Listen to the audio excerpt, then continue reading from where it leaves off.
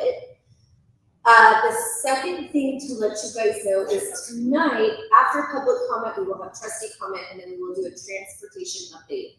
If after that you still have questions or comments, we do have comment cards at the front by where you sign up for public comment. You can also grab them later from our clerk. After she was she's out there grabbing. We've got some people still signing up.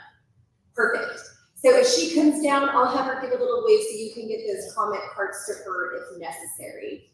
We also have circulated one of our policies just based on some questions that we received.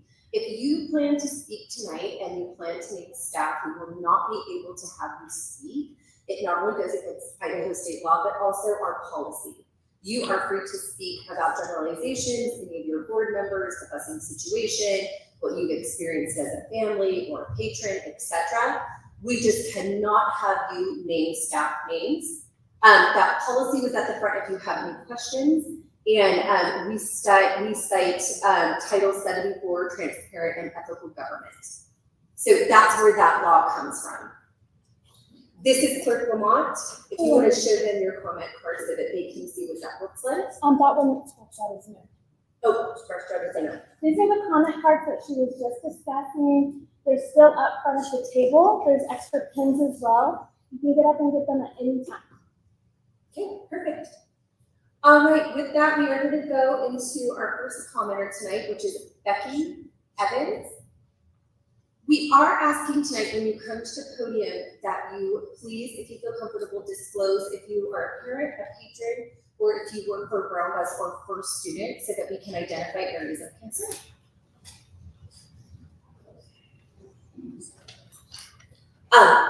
And you will receive 3 minutes. I'm so sorry. That 3 minutes will be displayed up there on the screen. After you give us your name and disclosure, that time will start.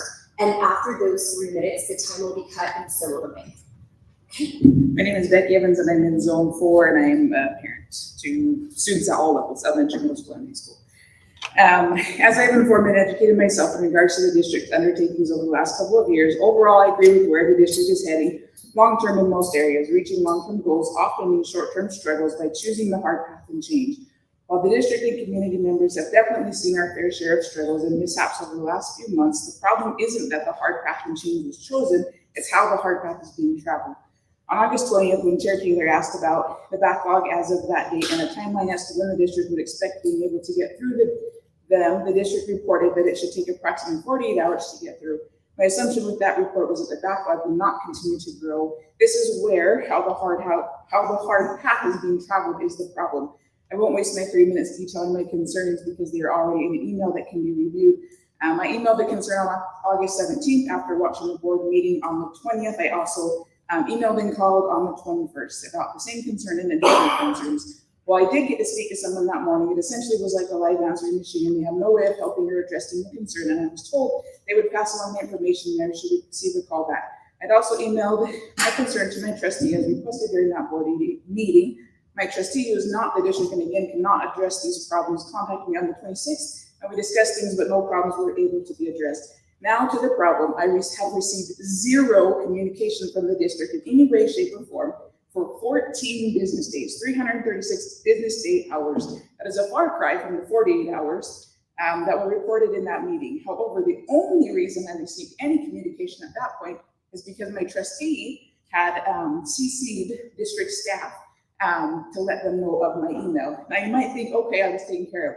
Well, that was wrong. I received an email saying that one of my concerns was addressed and asked what I would like to see with my other two concerns. The problem is I had already emailed with very, very detailed information, which Chair Taylor can attest to in my original two emails. So yet again, on September 10th, I emailed a very detailed email with what exactly I believe is a change that is best for family students in the district. Afternoon routes, there was another issue, so I emailed again on the 11th. Here we are, September 16th, 4 more business days on top of the initial 14, and the only communication that I have received from the district was to ask a question that I had already answered, and from the superintendent stating thank you for the input, and that it would be looked into. This is a huge reason why so many parents and guardians are so mad and frustrated.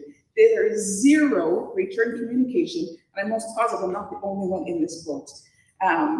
It has been 18 business days and still nothing has come back from the district in response to communication of any form. I'm asking, how was this backlog addressed? Was it even addressed? Are we just supposed to wait for the route updates to come? I understand that not all requests are made or necessary needed, and some are just conveniences we have to learn to live without. However, even those situations deserve return communication. Again, the problem isn't that the hard path was chosen, it is how it's being traveled. Thank you, Becky. All right, we will now have Vicki McKee. Tricky, right? I was out there. Did you guys look at the agenda? Yep.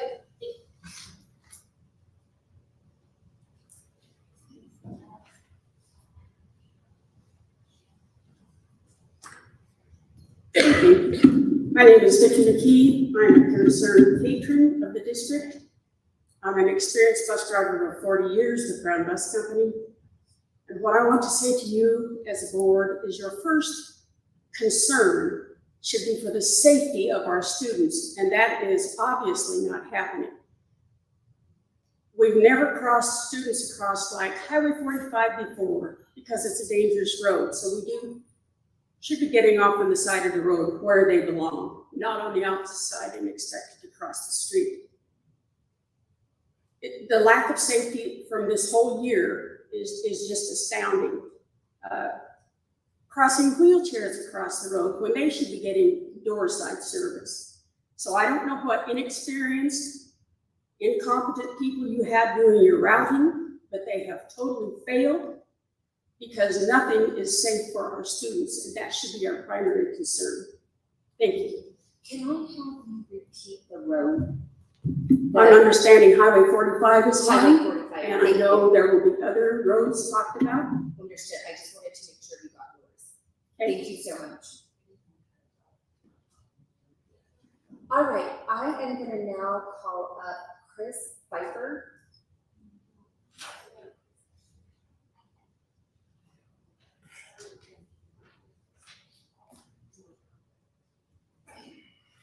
Chris Pfeiffer?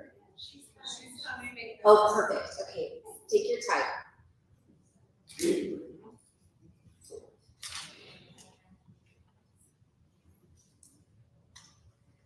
Good evening. I'm here, I do work for Brown Bus Company, but I'm not here representing Brown Bus Company. I'm here representing myself and my family. I have 2 children that went to Nampa School District, so I just wanted to make that plain. Hold on just a second. Can we start the clock again? Thank you. Perfect. Chair David, sorry. Let's hold for a second. All the board members all pull the mics back closer to them. So Can we start the clock again in 3 minutes? And also, we need you to state your name as well. You did great. Just your name for public record. Okay, I'm Chris Pfeiffer. Thank you. Like I said, I'm speaking tonight as a taxpayer. And I personally want to know when this became personal between Nampa School District and Brown Bus Company.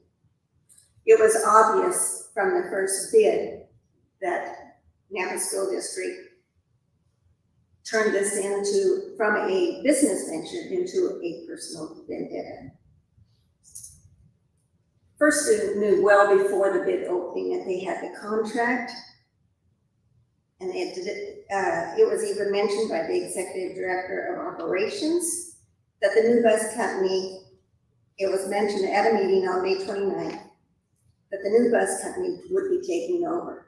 Mind you, that was before the bid was opened on June 10th, and that you can find in your board meeting. The superintendent also made a comment to Brent Carpenter about not having his words taken out of context. Well, I'm pretty sure he meant exactly what he said, and that's why I want to know, when did personal ever take over for being a business decision? Nampa School District also, it was very, very plain that they were going to take on a routing. They wanted to do it because they thought they could do a better job. Well, let me tell you how bad they have failed at that. And it is a big undertaking, but they haven't even come close. Drivers are crossing students. Caldwell Boulevard is one. Highway 45 is another one. Midland Boulevard is another one, and I could go on and mention many more. And these come from very reliable sources. They have routed routes down dead-end streets and expect a driver to drive down there. Drivers are not doing it. They've asked for multiple changes on their routes because they know it is a dead end. They have not gotten those changes. So they're now driving routes the way they want to. There is not a parent in this district that should be concerned with the safety of their child. We've heard now that First Student is going to be doing some routing, which seems odd to me, because that could, I would think, be cause breach of contract from Nampa School District, because they wanted to do all of that because they could do a better job. I want to finish that Nampa School District said they would not pass a bond or a levy. And believe me, the expenses are rolling in. So I want to encourage everybody.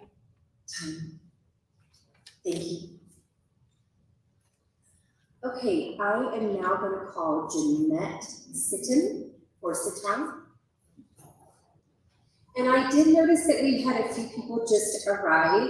If you are here to give public comment tonight and have not had a chance to speak, if you will get with Clerk Vermont, she will take your name and we will get you up there.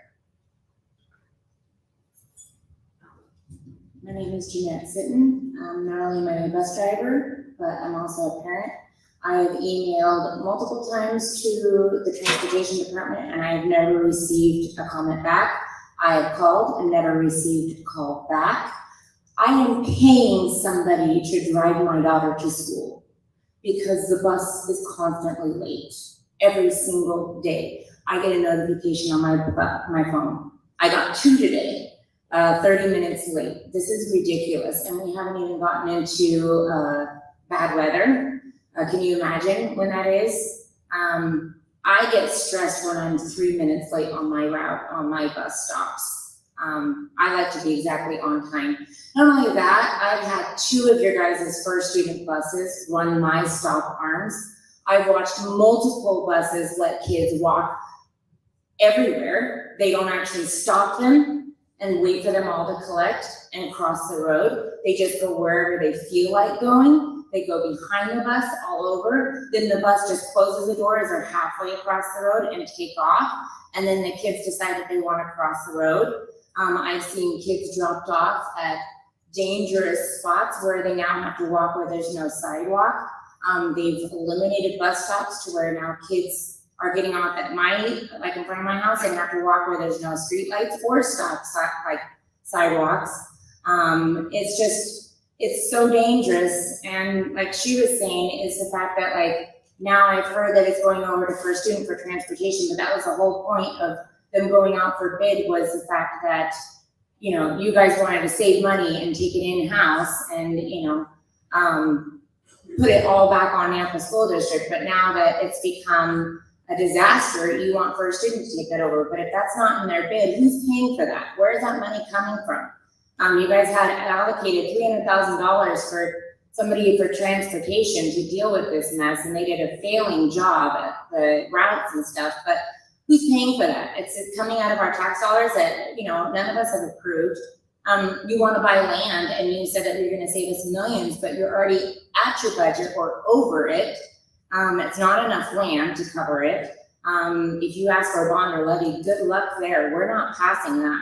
So if you guys think that this is going to be something that's going to be fixable, it's not. I mean, everybody's very upset and irritated. You had something that was working for 64 years, and now it's a failed mess, and no parent is happy about it.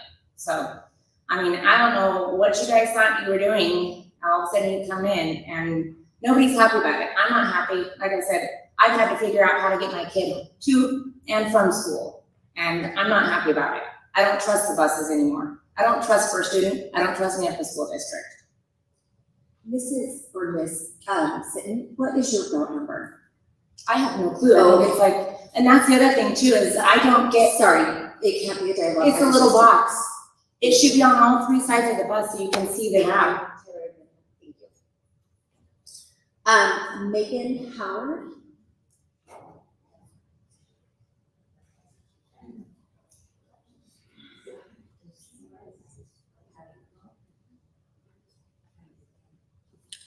Good evening. I am a parent, I am a taxpayer, but I'm also a volunteer at Nampa High School, and I was on the board for the band there for 2 years. Fortunately, I know about 20 of the kids in my neighborhood because I've had to take them to school 4 times in the last 2 weeks, the entire bus stop. The bus never showed up.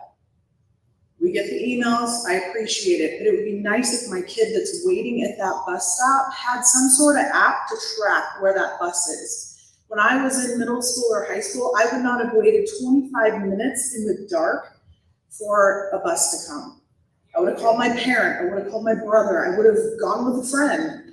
I have a Nampa High sticker and I have a reputation with those kids. They know who I am, they know I'm safe. My concern is safety, as is all of ours, but we have announced to the entire city of Nampa, we've announced to the whole Treasure Valley that we have children standing at bus stops that may or may not be picked up, because I did not see a bus at all for 4 days. I was there 40 minutes after, from 10 minutes before to 40 minutes after when the bus was supposed to come. The 20-minute late email I got was not accurate. So what my son is now doing is riding his bike, because he feels unwanted, unshowed up for completely. And I'm on a tax deadline today. So my job's at jeopardy by being here because I have tax files at my office that needed to be filed. But this took priority because that's what my kids mean to me. My hope is that you guys will put something into place. If it's not changing the schedule or it's not changing who's running it, please give us something besides an email to let our kids know that they're safe and that a bus is coming. But secondly, my concern is that there are people that are not parents, that are not safe individuals, that know our children are out there unsupervised for anywhere from 10 minutes up to an hour. So my hope is that you'll take our kids' safety into consideration, because even though I'm able to take my kid and his friends in the morning, it's above and beyond. And absolutely when bad weather comes, I'm concerned that 25-minute wait and the ice, the snow, the rain, and the weather is going to turn into an hour. We have several kids at our stop that are a first period transfer to Skyview. We are clear down by Middleton and Smith. That is a 6-mile walk. One of the kids, his dad's not home in the morning. How does he get here? He missed his class today. There's no other solution. He can't Uber. There's no other, unless a parent happens to be around within those few blocks, he has no other way to get to school. He's missed his class 3 times here at Skyview as a first period transfer. So I hope that you guys will listen. I have never been to one of these meetings personally, but I feel like it's most important for our kids. Mrs. Howard, I'm sorry. Route number by chance? S22. S22, thank you. Yep. I am now gonna call Renee Pafuni. And if okay, thank you.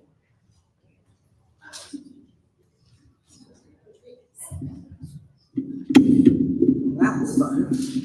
My name is Renee Pafumi, and I literally just ended 37 years of being in Nampa School District, and I would not want your job, but I'm here today to say this. Because I don't have a bus person, but on 8/20, I was almost killed by a bus driver for this first student. I sent pictures, videos, contacted, and they literally ghosted me. Then, this is no joke, I thought I'm gonna find them, and I struggled finding where they're located. Then on 9/10, with 3 or 4 other people in my car, on Midland and Roosevelt, one of their buses, which I also sent pictures, flew clear across the traffic, and 3 vehicles scattered. Yes, I have a picture, I don't have the buses memorized. Here's my concern. I'm not political. I'm a mom and I'm a grandma. I've been here 41 years. I am scared for our community, because I don't know who's right and wrong, but I'm a digger of finding out ways to protect my child and the community, my neighbor's kid. Who's caring and helping? And if it's really about dollars, I will contribute more money. I don't have any interest in either company or know them, but I do know it was working for lots of years, and none of them almost killed me and ran me over. And I got lots of proof to that, and I don't want to waste my 3 minutes on that, because they also, being they, first student, who has not communicated back to me, and I'm not mad, I'm scared for my community. I have grandchildren, and let me tell you, no person I care about is getting on a first student bus ever. And if I could raise money, I would get my own bus and help some of these kids, because I guarantee you, there is a single mom or dad that can't do anything but tell their kid, don't leave the bus stop. Go to a neighbor's house and call me if they don't come. Come on, you guys. Like I said, I am not political, and I am not anyone special except a member of my community. I love Nampa. I care. So please listen to all the people or somebody saying, let's go put all this information in one pot. That's the problem.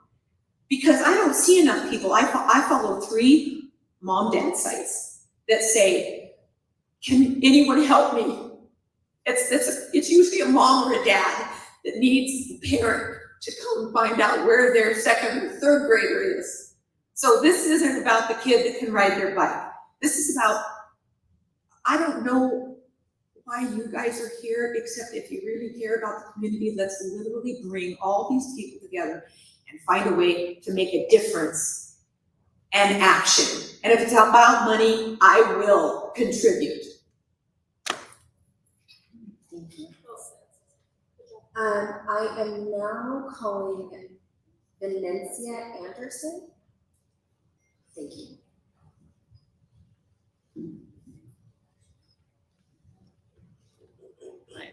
My name is Venetia Anderson.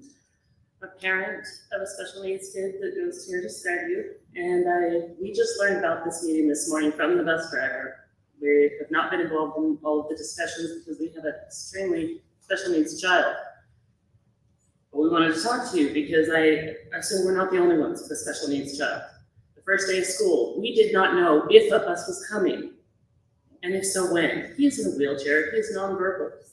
He cannot sit up on his own, he cannot do anything, and we cannot transport him to school and keep our jobs. The bus showed up 45 minutes late. They didn't know how to work the lift. They did not know how to secure the wheelchair. You can understand how nervous we were.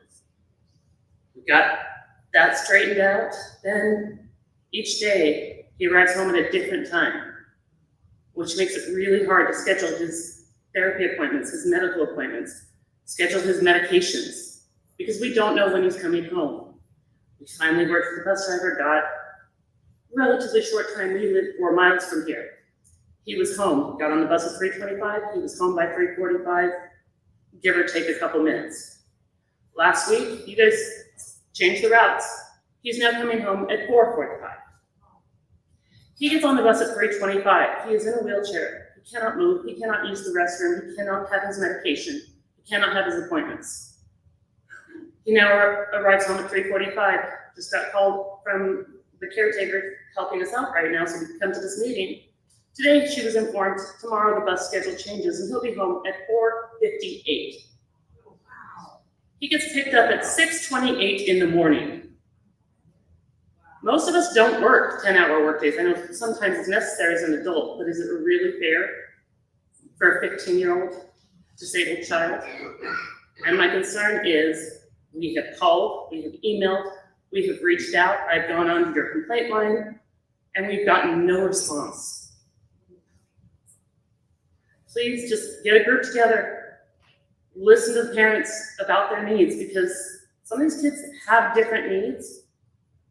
And we can't, it's not an option to just pick him up and take him. That'll be 2 hours a day with school. Pick up and drop off. And loading him in and out of the vehicle. We can't always do that. We need help. And we need communication. And that's all I have to say. And it's S61 if you want bus. S61. And thank you.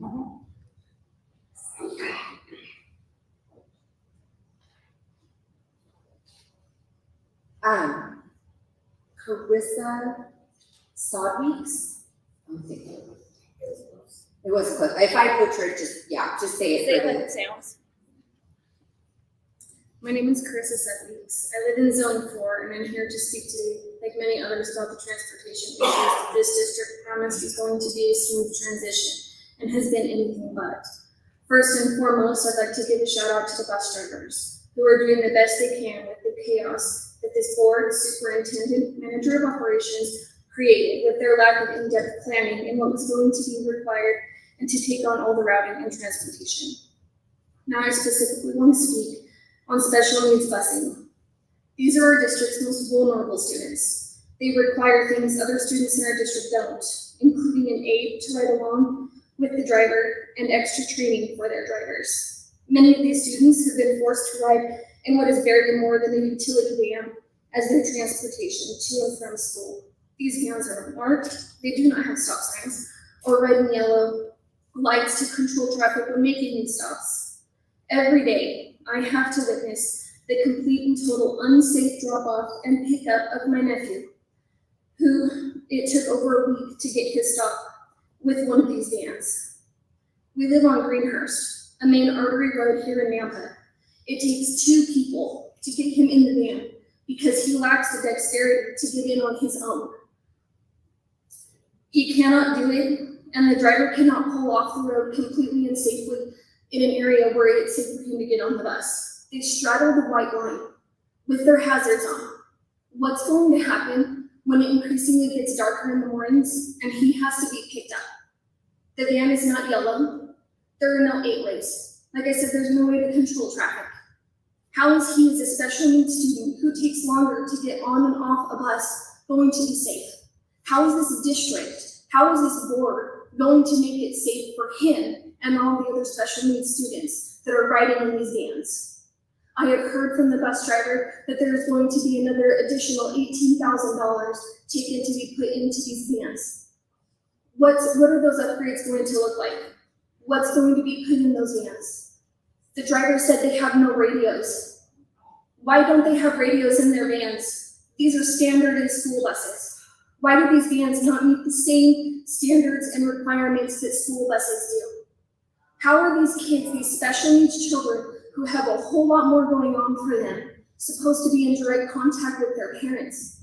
The driver is supposed to be that for them. How can they be that without the things that they require? Thank you. Thank you. You guys can, yeah, that's totally fine. You guys can, yeah. But thank you for observing the rules, but you guys can talk. Cindy Cross, and click on that while Cindy Cross comes up. Do you have any new names? Okay.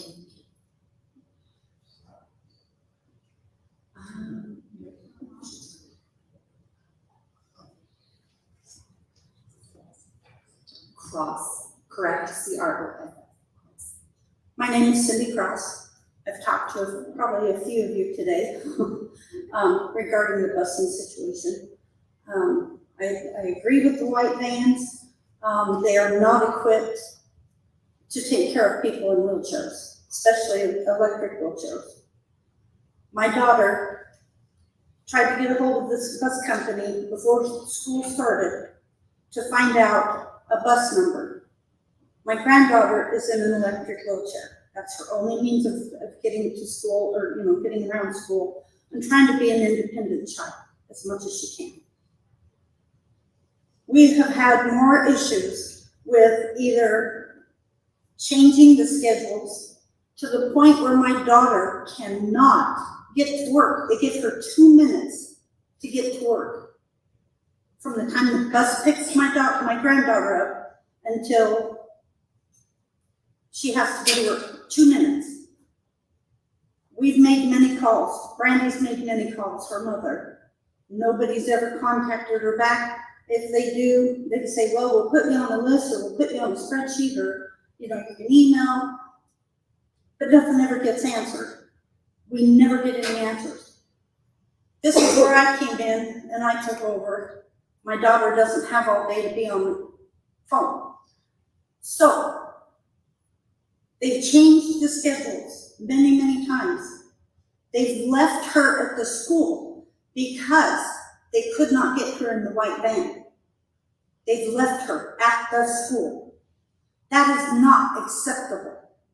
And somebody needs to tell us how that is acceptable. Because it's not. You don't leave people like that. Number two, I got a phone call from one of the members of the school board telling me that there's a new pickup time. Okay, one we can work with, work good for us. Then we turn around today, we get another email stating that the pickup time is back to 2 minutes before my daughter has to be to work. Somebody's not communicating here. I don't get where the communication is falling apart. But it needs to be fixed, because what's going on is not acceptable. I've heard from people that you guys don't have enough buses for disabled children. Are you in compliance? My question, are you in compliance with the ADA?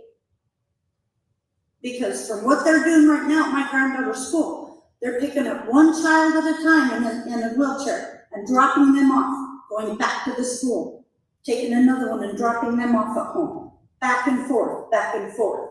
Where last year there was 6 children on one bus that my granddaughter was on, being dropped off in the same area. Thank you. Needs to be taken care of, guys. Well, it was 10 seconds after the clock was running before you got to speak, just so that you're aware of it. We'll now call Carol Carter.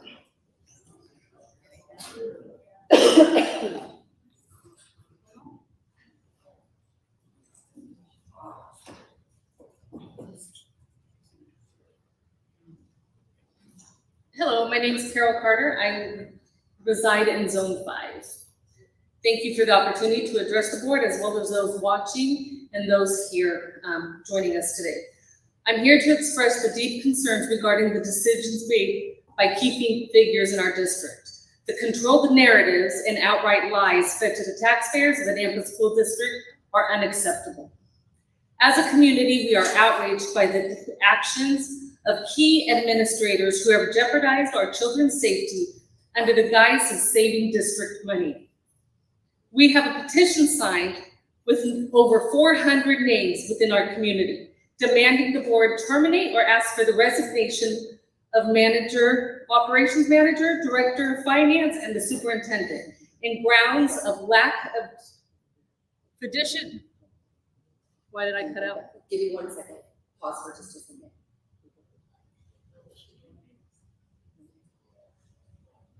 Okay, all right, sorry. Go ahead and listen. We were just making sure that we have compliance with the law. Yeah, we're back. Yeah, she can have after 10. Taylor, just go ahead and have it chapter we started at 10. I'll watch your 10. I think you were at like 2:40. Is that right? 2:40, perfect. Say that again, I'm sorry. Quit talking to us like we're children. Okay, all right. Go ahead. Okay, so as the director of finance on the grounds of lack of fiduciary responsibility to the taxpayers in the Nampa School District.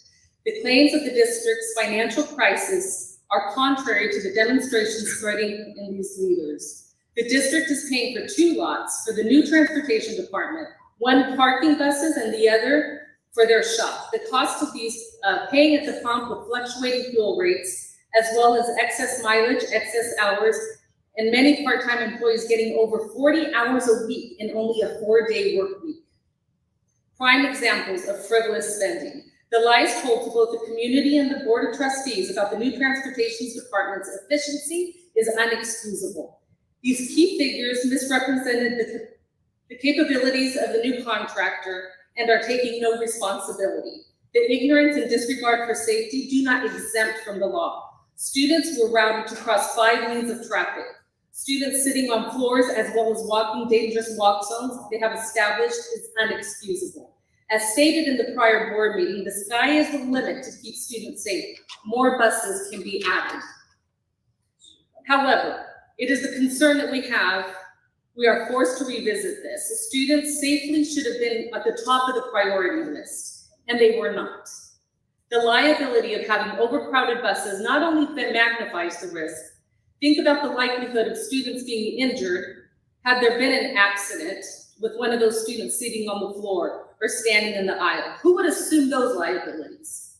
We were told that the new buses should have tablets so families would be able to have peace of mind of knowing where their children were. Where are these tablets? Employees of the new contract have stated the tablets will be coming from Nampa School District, hopefully in December. What is the delay and what is this costing the district? Parents have more information with the Here Comes the Bus app used by the previous contractor. Regarding cost, the previous contractor was the lowest bidder, would have saved the district $1.5 million over the 5-year contract.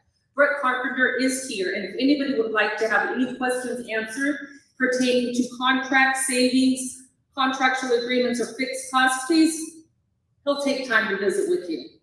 These key figures that you these new buses that you brought in, the transit buses, were you aware that they utilize 25% more in fuel? We're driving clear, why is my... We had to take those first 20 seconds, so we give you your exact time like everybody else. Thank you. I'm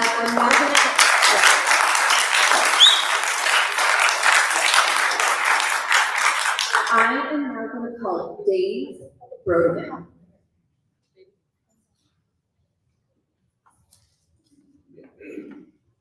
I'm Dave Brodigan, and I'm in Zone 5.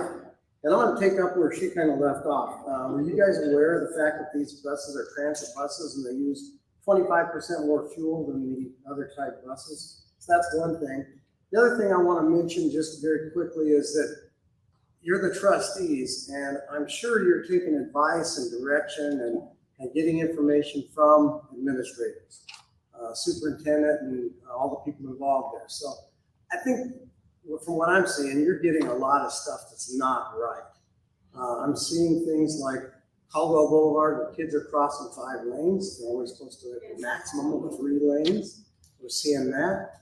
I'm seeing buses getting planted all through the community here, now over at the beef packing place that, is just dirt right now. So I can't imagine what that's going to be like this winter.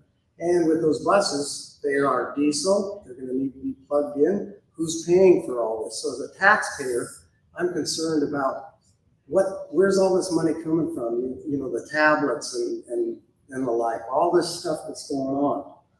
It seems like thousands and thousands of dollars. I think there was a rush to set up this transportation setup, and the communication between the trustees and the administrators of the school district, not very good, not very clear at all.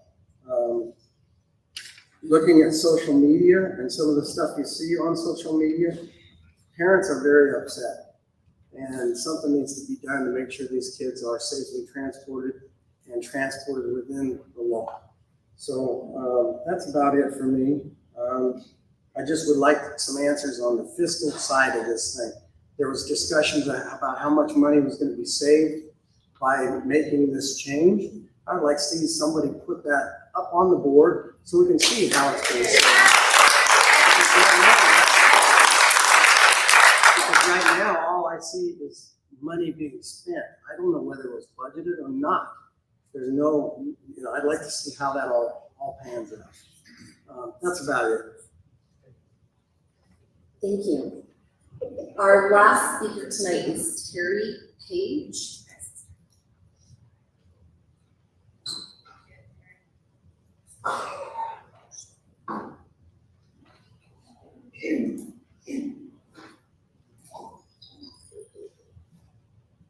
First of all, thank you for the opportunity to speak today. Really quick, sorry, for public record, I have to have you start with stating your name. Okay, perfect. Several of these people have not stated their name, but. Oh, I'm sorry, I didn't catch it if they didn't. I apologize. Okay, That's I all. thought you And knew we'll start. because you called my name, so. Sorry. I'm sorry. I Terry know. Page. Thank you. First of all, I'd like to ask you all a question. And I'd like you to raise your hand. Are any of you, including you, familiar with CISPO? Sorry, what? CISPO? No. Shame on you.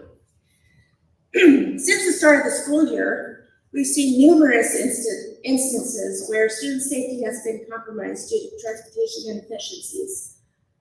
Buses running late, sudden route changes, and poor communication have created chaos, jeopardizing children's well-being. Firstly, consistent bus delays have disrupted students' routines, leaving them waiting at bus stops in unsafe conditions. This affects their punctuality and exposes them to potential dangers, especially during extreme weather, which we haven't got to yet. Secondly, some students are being dropped off late, disrupting their evening routines and raising serious safety concerns. Navigating home in the dark, especially in poorly lit areas, is unacceptable. Moreover, some students must cross 5 lanes of traffic to reach their bus stops or homes, a dangerous situation that puts their lives at risk daily.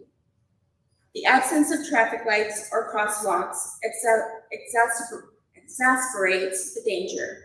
Recently, a student was nearly hit by a vehicle while crossing Caldwell Boulevard at his bus stop, highlighting the severity of this issue. Probably haven't heard about that though, huh? The number of bus accidents is alarming. At the district, spending on this transportation is excessive. Drivers working long hours, fuel costs, and inefficiencies are contributing to the unnecessary expenses. It's only a matter of time before the board has to vote on a bond to cover these costs, which contradicts the goal of saving money. It shouldn't take a PhD to figure this out. We need immediate action to address these issues. Our students deserve a reliable and safe transportation system. I urge the Nampa School District to prioritize our children's safety, which is why we are petitioning for the termination of NSD Superintendent, the Director of Operations, and the Director of Finance. Thank you.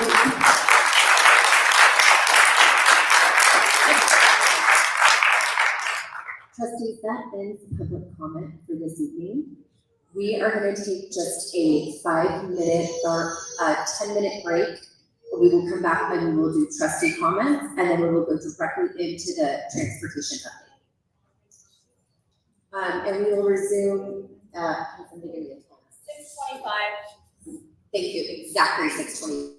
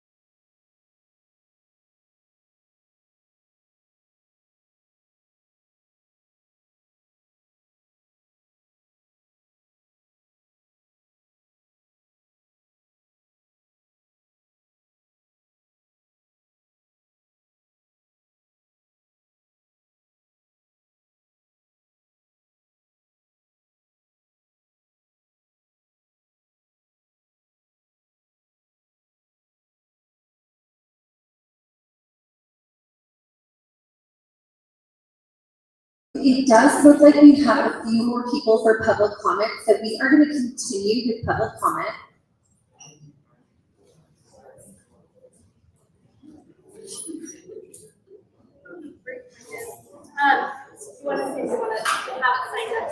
Yes, if you have just come and you want to speak, we are giving another opportunity for signups. Clerk Lamont has a sheet right here. You are free to come and sign up.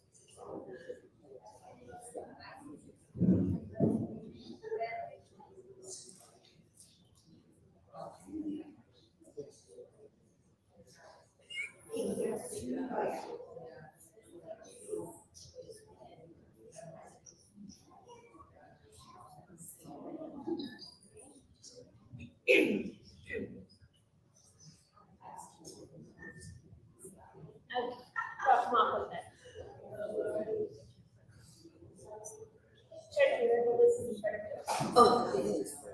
Oh, I see.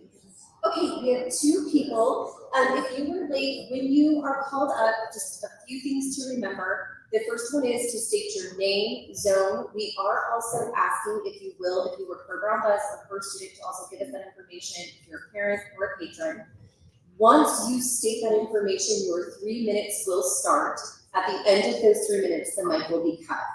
If you need any clarification because you just came in, you can ask prior, just say clarification, and we'll give you that before we start the time. We've got 2 new people that have signed up, and then we will close with a patron comment that was sent to Trustee Kirkman. So, Sue King.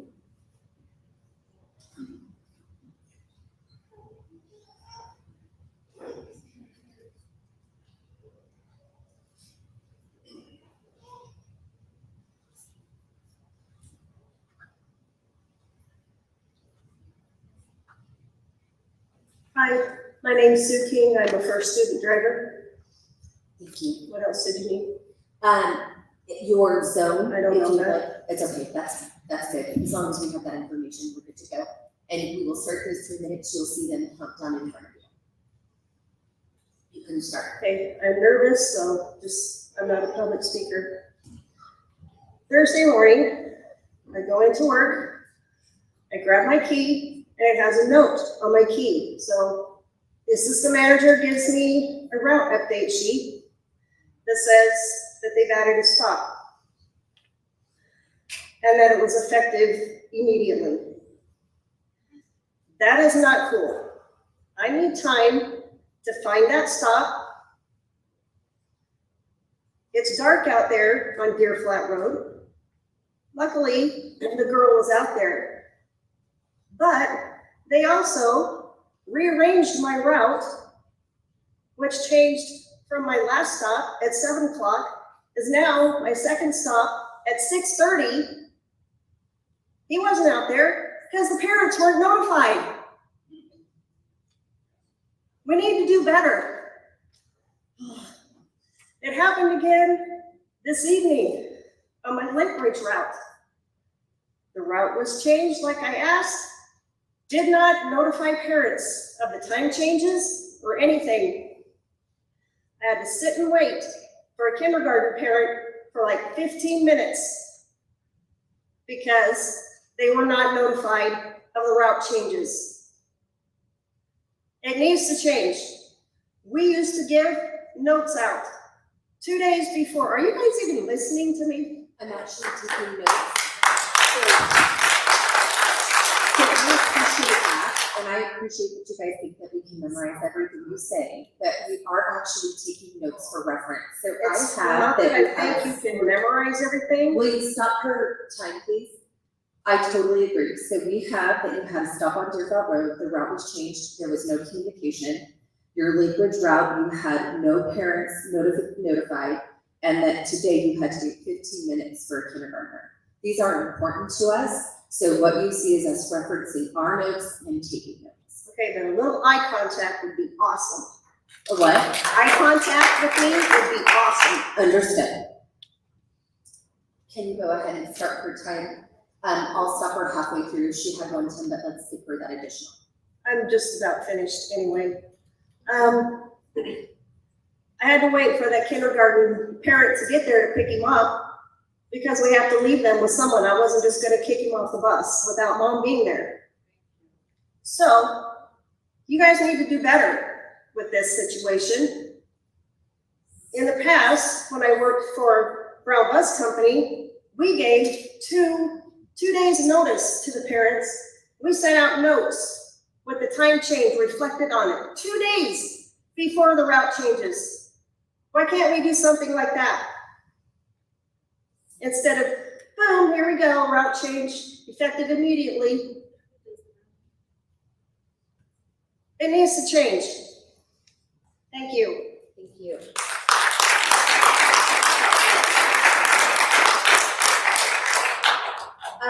Our next speaker is Wendy Greer.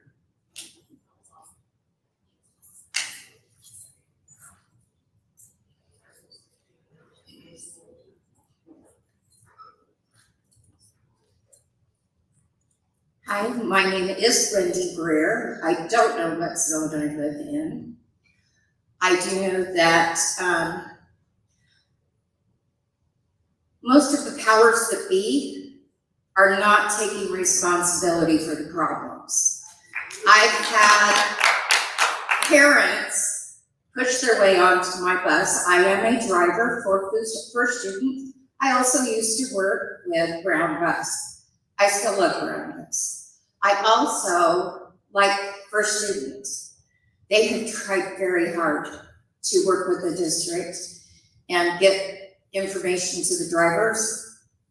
But I'll tell you what, this stuff of not getting the things done that we've requested, one of my dear friends, she is a sped driver. On the second or third day of school, someone came over and sat down with the drivers and was making notes and changes.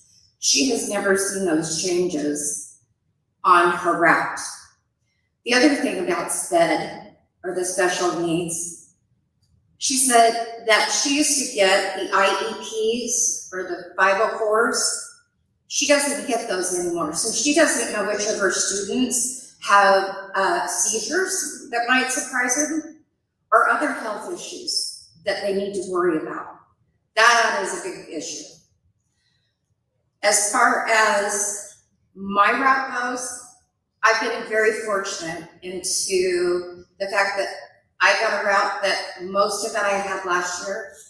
There have been some changes, again, with things like having us let children off just before a busy street. In my case, it's just before Greenhurst, and then I make a right-hand turn right where those kids are supposed to be crossing Greenhurst. I wasn't getting any response to what I needed, so I made the choice to make that turn and stop traffic on Greenhurst and cross those kids. And I know there are a lot of drivers that have made those decisions because they're trying to keep those children safe. The other thing is, again, a lot of this has come back on the drivers. We, and for students, we are not the ones making the decisions. Those are coming from district. District took over the routing, the discipline, which I'll get to in a second, and some other things. So we have no choice but to follow their instructions, unless we see a true safety issue, which we're trying to address. When it comes to discipline, I have turned in some information from days 2 and 3. Seriously? We can only allow 3 minutes. Oh, right. Okay, that will end public comment. We do have one more comment that Trustee Kirkman will read that was sent in by a patron.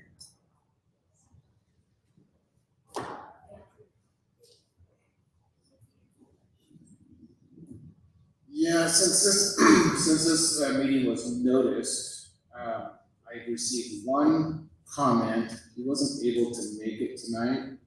The gentleman's name is Brent Flam. So I'm just gonna read exactly what he sent me in an email. I'll try to keep it at 3 minutes. I have read nearly every news article and interview on both sides regarding this issue.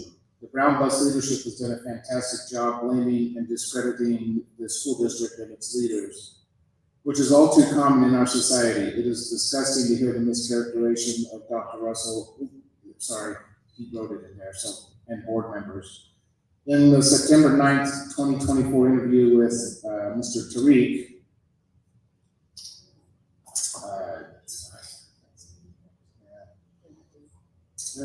it was eloquently played as the victim of the school district and the laws pertaining to this issue. Since the loss of the contract has repeatedly used fear to turn his own. You know what? There's too many names in there. I should have proofread this. Let me just skip all this stuff where there's specific names. I believe. Further, when a competitive bid was required, Brown Bus basically dropped $2 million per year off, even setting aside the highly discussed and debated approximately 4% of extra fees that were not clearly understood. That is a massive drop of the original porky increase they submitted. Again, $2 million per year adjustment, that is crazy. In my opinion, the author of this email, what further reflects the mindset when statements of how leadership should be running our school district. You know what? If anyone wants this email, they can certainly do a request for it, but there's too many names in here that I don't want to continue reading this. I'm gonna keep it at that. So you can request the email if you'd like through a public records document. Okay, and that will end the public comment portion of our meeting, and we are now going to go into trustee comments. Trustees? So, let's see if I can get close enough. Can everyone hear me? Is it working? Oh, closer. Ooh, okay, there we go. So, something that I have noticed has become painfully apparent recently is that communication is challenging. Oh, sorry, I'm Trustee Bids, and I realized looking at all the comments, looking at the way that people have been reacting and interacting with the board in particular, that there's some pain points around communication. And one of the pain points that hopefully we can clarify by doing some additional communication is the limitations on what the board can do in terms of communication outside of a board meeting. And so we want you to know, at least I want you to know, we see all of the emails. I see all of the emails. We hear the information, we see the information. But unfortunately, we are limited on whether or not we can respond, particularly if everyone on the board is copied, because it turns into an open meetings problem. And so please, please, please continue to communicate with us. Please, please, please continue to send us the emails.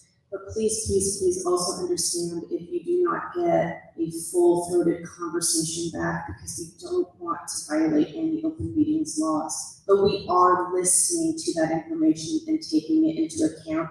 And we can discuss all of those things in the open meeting once it's noticed. But if we have a conversation via email with everybody, then we run afoul of noticing a public meeting. So please, once again, we hear you. We want you to continue to email us, but please, please, please expect our responses in public so that we don't. We're tied. Our hands are tied by the open meeting laws.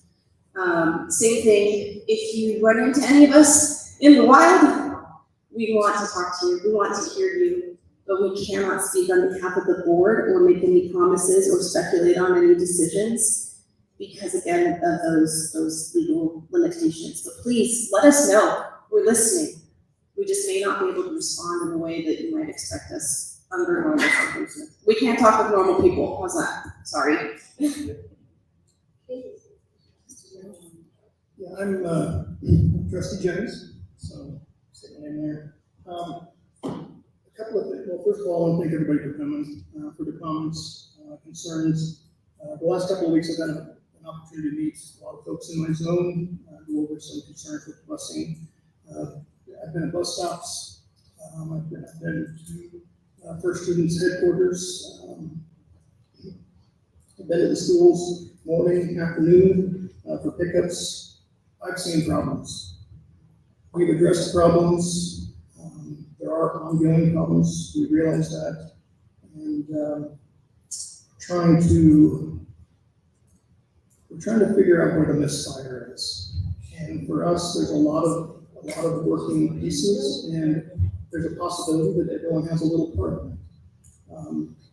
I'm grateful for the bus drivers who are seeing issues with the stops, making those necessary changes for the students' safety.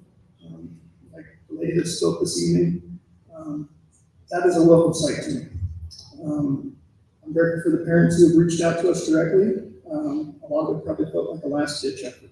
They weren't getting communicated back to, and please do know that we are listening, we are trying to respond, we are trying to find solutions for everybody.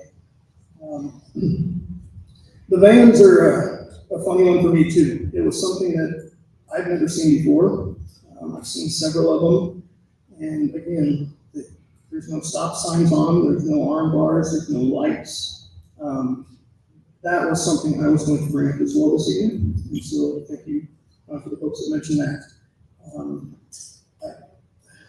We appreciate your patience. We understand that it's wearing thin, but for us to, when I started this position, I would have never guessed in a million years we would be up here having this kind of conversation.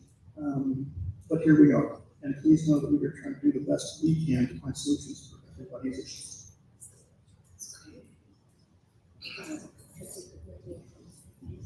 Yeah, I do. And before I make my comments, my Trustee Kirkman from Zone 5, I feel like I need to apologize first because maybe some of my comments might sting. So I apologize that if it's the district staff. But here's where I'm at. The comment by Ms. Anderson about the student, her child, wheelchair bound, nonverbal, 45 minutes late, drives home at different times. That got me. I've thought about this quite a bit, but that hit me. So I know for a fact that our staff are, the district staff is working hard to right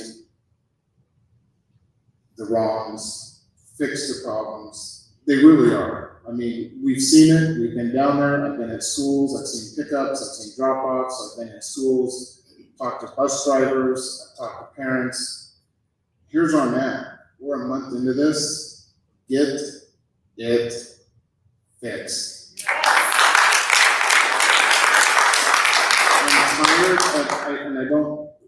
I'm tired of hearing it's a communication problem. I'm sure that's definitely one of the issues.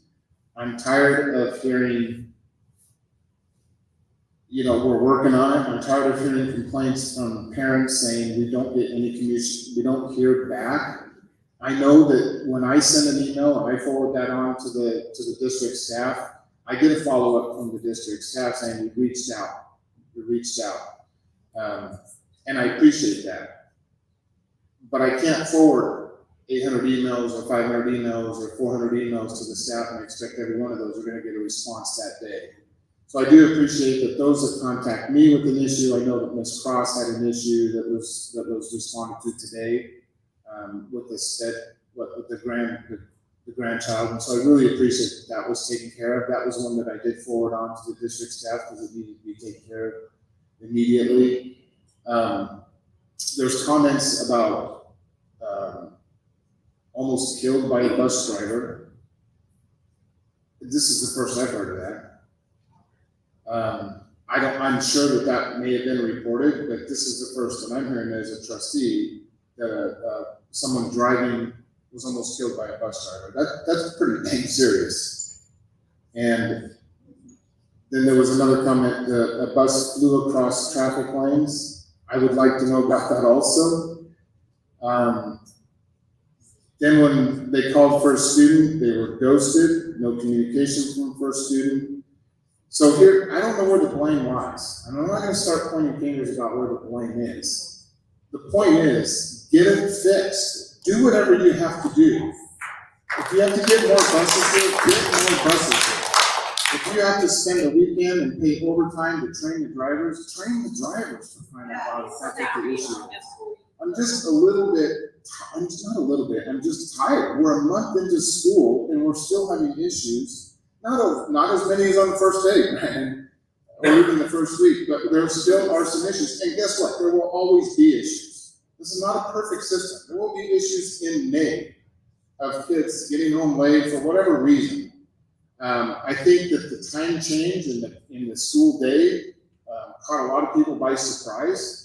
We knew that it was changing, but I don't think we actually realized with the traffic, the rush hour traffic, and the construction, and kids being dropped off at school and picked up from school. When I was over at Hawaii Elementary a couple of days ago, I was absolutely impressed with how they have their system set. They got 2 lanes for pickups, and parents are parked in the turn lane in the middle of the road. They're all turning. It just takes a while to turn, but they're all in the turn lane to turn. But they have 2 lanes picked up, so they're schools are making adjustments to address the issues. But for me, it's not good enough. Dr. Russell, I know you're going to speak to this, that you and your staff are working on it, but we just got to get it fixed. First student, I know you're working on it, we just got to get it fixed. Maybe we just need to ask directly to first student, what do you need from us to make it better? And ask the district staff, what do you need from first student to make it better? I'm just sick and tired of it's, anyways. So the communication, yes, is always going to be an issue, but I'm just tired of that being kind of a cop-out. It needs to always be improved, always needs to be worked on, always needs to be addressed. I would like Dr. Russell, and I believe he may speak to this also, but I would like to ask, the 2 days notice that the lady was talking about, 2 days notice for route changes, and I know that when those route changes happen, I've always wondered that too, is like, how are the drivers supposed to know when they show up for work and they pick up a route that's changed? And they may not know where that bus stop might be, and driving in the dark out in the country. Yeah, those are legit issues. Those are real issues. And I've said before, we can sit up here and I don't know how to explain this. We hear these issues and we kind of hear them in generalities, but they mean something to every single one of you, and they're real. The traffic is real. The bus stop changes are real, and I know that the adjustments are being made. But maybe let's just be real with each other. First student in the district, what do you need from us? What do you need us to do or not do? District, what do you need first student to do or not do? And just get it done. I'm just tired. We're a month into this, and we should be. And I know we've gotten a lot better. I absolutely do know that we've gotten a lot better than the first week of school. That was horrendous. But we can always work to improve. So those are my comments. I know I'm going to have some additional questions at the presentation. So first, I want to thank all of our drivers. I know how hard you guys are working, and I spent a lot of time either in the schools or at the bus terminal, and I feel like our drivers need support parents. That's just a big deal for me. So again, I want to extend that thanks to the drivers. I also want to thank our school building staff and our school building administrators. I cannot even explain how grateful and impressed I have just been with all of our staff. The school culture when I go in is so good. grateful is really what I am for our staff and our drivers. I have, gosh, I can't even think how many hours I put in on this. I want to also thank all of my constituents who've reached out. I have talked to most of you personally. I'm also glad that some of you are here tonight speaking or in support or have spoken at the last meeting. It really does help when we have community participation. I do know that First Student and the district meet regularly, weekly, that they are daily coming up with solutions and changing things. I'm at the DO almost every day. My concerns go directly to administration almost every day. I literally am at the DO almost every day, or school, or at the First Student bus terminal. I do believe that we have some changes tonight that will be good for the community to hear, as well as some things that we will address with budget, the rumor of bonding, things along those lines. So I also think that that will be important for the community. I did, because we have so many people who are attending our meetings that we have not seen before, put together a little bit of a timeline that I plan to read tonight. I'm gonna read that now. And I just think it's really important that everybody understand what led us to this moment, just because we do have so much new participation. So the situation that has brought new participants to the meeting, which we actually love, because it helps us bring more, or helps us make more informed and thoughtful decisions. It's also sometimes hard when you come into the middle of a meeting and haven't followed us for the past few years, or this may be the first meeting that you attend. So tonight I wanted to provide a recap of the journey. We have hundreds of hours in meetings. I will spare you that. There is no way you could watch all of the meetings from 2021 that led us to here. So hopefully my recap does it justice. I ran for this position in 2021, which you can imagine was a tumultuous year. We were emerging from school closures, navigating COVID-19 funding, and dealing with a community that felt unheard. Many districts faced similar challenges, but we knew we had significant work ahead of us. The district had received COVID funds, which came with many rules. While we did our best to utilize these funds, we always knew that they were temporary. As a board, we were fully aware that we would eventually need to move beyond this support. The last few years of meetings have chronicled our efforts and provided detailed explanations behind our decisions. While it would be helpful to review the hundreds of hours of those meetings, I understand the time that it would require. In short, our district has experienced an enrollment decline for several years. This is due to several factors, including a lower birth rate, families moving into the area without children, and the growth of charter schools. The COVID-19 funds only masked this issue temporarily. We had the issue prior to COVID. Since our funding is based on enrollment, when we began strategic planning around our funding, we also had to take a hard look at our buildings and the backlog of maintenance. Our maintenance budget is insufficient for our needs, and our community is not in a position to bond for more funds given the financial strain that many are already under due to the rising inflation. We heard the community's concerns when we allowed the district to go out to bond vote. That is not happening because of the bus situation. After COVID, we also faced staffing shortages. Public education has become a politically charged issue, especially from fallout from the pandemic, leading to the burnout among teachers. Our former superintendent resigned, creating further instability within our district. While there were retention issues before COVID, the aftermath left even a larger gap, particularly in hard-to-fill positions like special education, speech and language pathologists, and counselors. We also had major learning gaps to address. Online learning, while necessary at the time, was ineffective for most all students. Our district saw 3 straight years of decline on our state assessments due to the pandemic. We acknowledged this and the district and disclosed it to the public, creating transparency. We also stopped this decline last year, and we saw our first solid academic progress. Along with our disclosures, we presented solutions. We right-sized our schools as many were operating at close to half capacity, leading to unbalanced classrooms.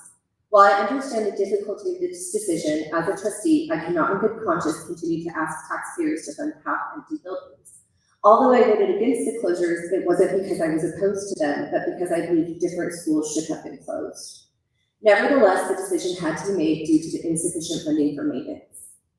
We increased compensation for special education staff, adjusted our work week to give teachers dedicated prep time, and revamped the high school schedule to provide students with more choices and increased daily contact with their teachers, all designed to improve student retention. We committed to operating within our budget and did so transparently, and we continue to do so. We are doing our very best to keep the public informed every step of the way. Even the transportation update on specific key issues is another way that we do this. We worked with all of our partners during this, including Brown Bus, also known as North American Central School Bus Company, who informed us that without a competitive bid, we would still face an automatic increase in rates. Though not ideal and already capped at paying 33% over what the state supplies us for busing, we were okay with this. However, when North American Central School Bus came back with a further increase, we knew we had to explore other options, as their proposal would have forced us to make painful cuts, which included larger staff sizes, increasing staff reductions, deferring even more of our maintenance. And we knew that this would have harmed education even further. We chose to go out for a lawful and transparent bid process to control our costs and our routes. Unfortunately, not only was the North American Central bid bus illegal, but it also lacked transparency. Switching bus companies was never our preferred or planned option, but I could not in good conscience make the cuts that I just mentioned. At every step of the way, this board has done their very best to make decisions with the very best interest of our children at the forefront. This is a volunteer position. Nobody is paid to be here. I'm proud of the choices that we have made in the face of what we have had to work with.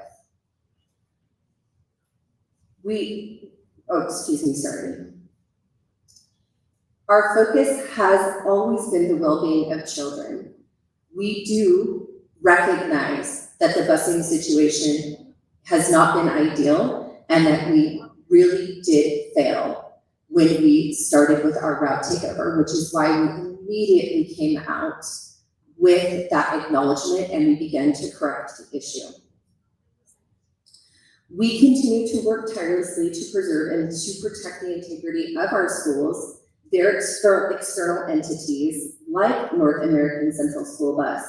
And we need to make sure that these entities do not seek to profit off of our tax dollars without regard for the harm that it could do to our district. It is also important to note that it is law that we go out to bid every 10 years, which has not been done for the last 65. I give no blame to any board that came before us or previous administration. I do believe that oversight happens often and that good governance is all about following our oversight laws to prevent that things like this do not happen. Again, I truly appreciate that you guys are here tonight to speak. Emailing us really does help. Your individual cases and getting that information to us helps as well. Hopefully this has given you guys a little bit of a glimpse as to why we're here tonight and the journey that we've been on to get here. With that, I'm going to go ahead and turn it over to Dr. Russell, who will proceed with the transportation update. What was your name? I'm Brooke Taylor, Zone 4 trustee. And for the record, you guys, we have to have you disclose for public record when we go back. It's not to be cruel or in some way to do harm to you. It truly is the law of these meetings. Trustees, tonight we're going to start by talking through how the first month of school has gone, and then we'll talk through, you mentioned a summary, a real brief summary. We're not going to belabor the point of how we got here tonight, and then we'll talk through some of the issues that we've experienced the first month of school, for 16, 17 days of busing that we've had, and then we'll go into some of the things that the district has done to try to remedy those and improve those. And then we'll share some of the things that we're watching metric-wise to see if we're making progress or not. But those will be the main things that we look at. I'll go ahead and have Tyler pull up our presentation tonight. So it has been a good start to the school year. I understand the busing situation is not where we'd like it to be. There's been many concerns. We appreciate the folks coming tonight and hearing those and sharing those. But the schools are doing well. Next slide, Tyler. Our enrollment is up this year from our projection. We had anticipated having a bigger downfall, and we are pleased to see that we are up about 250 over where we thought our budget was going to be. We are down about 150 from last fall, though. And that's because primarily what we're seeing is larger cohorts are leaving. So our seniors there, we had 950 seniors last year, and we have 850 kindergartners. That's 2 years in a row that we've had smaller kindergarten classes. So we are starting to see kind of that bubble of folks in the early 2000s, those kids are moving through our system, and we've talked about that several times before. Our rebounding process, again, that was a very extensive process, something that we had to do last spring. And that has gone well. Our students have transitioned well into our schools. Our schools are filled. They're not at half capacity or 60% capacity that many of our elementary schools were at and some of our middle schools. But yet they're not overflowing or overcrowded. So I think that's been effective. Our class sizes, for the most part, are really balanced. There's only been a couple of situations that were brought forth to me about unbalanced class sizes. I know we had one at Reagan Elementary that we're trying to address. I think there were a few high school things we had to make some schedule changes to. But for the most part, that's been pretty good as well. Our staffing, our staff is still adjusting though. I think that's important. Some of the feedback I have, just staffing going to a new school, and really, some of the being a new staff member in new schools, still making some of that adjustments, and so some of the things we're still trying to work on. Hiring is another area where we saw some improvement this year. The last couple of years, we've had open certified positions when we started school. That was a major concern of the district because that means classroom teachers aren't in front of kids when we open that way. Particularly some of those hard to fill positions in C there in your screen. There's an improvement this year. We do have 2 certified openings and 1 special ed. One of those certified openings we just opened to kind of help with that class size over there in Reagan Elementary. But overall, that's been a vast improvement. We're excited to kind of see that after the last couple of years. Buildings were ready for school. That was another really nice accomplishment because remember, moving staff and moving based on the rebounding process, that took a lot this summer to go through. We got new facilities for Nampa Academy and Union. That's been a nice transition. It's been great to see that school and a building that fits them. It's been good for their staff. Teacher feedback. So, I've gone out to some schools and talked with some folks. For the most part, our teachers are really enjoying seeing their kids every day. That was a change that we made, particularly in high schools. They are adjusting to a longer day. It is a longer day. And that was one thing that told me is that they're not sure if it's the beginning of the year or if it's burnout or it's just a long day. But it was tired. And that 4 days has been positive. The feedback that we've heard from our staff, again, the longer days have been tough. Talking with some of the students as well, some of them are, 4 days okay. Others have said, no, they've enjoyed it because it helps them catch up on some of the work that they've been doing. It has been harder for some of our teachers on planning, because particularly in our high schools, they would teach an A and then B section the next day, but now they're having to plan daily for their students, so that's an adjustment as well. And CTE, that was one of the things that we really wanted to focus on to make sure our kids still had an opportunity to have choice in the programs and be able to have a longer block of time so they can complete those courses. And the teachers do like seeing the kids every day.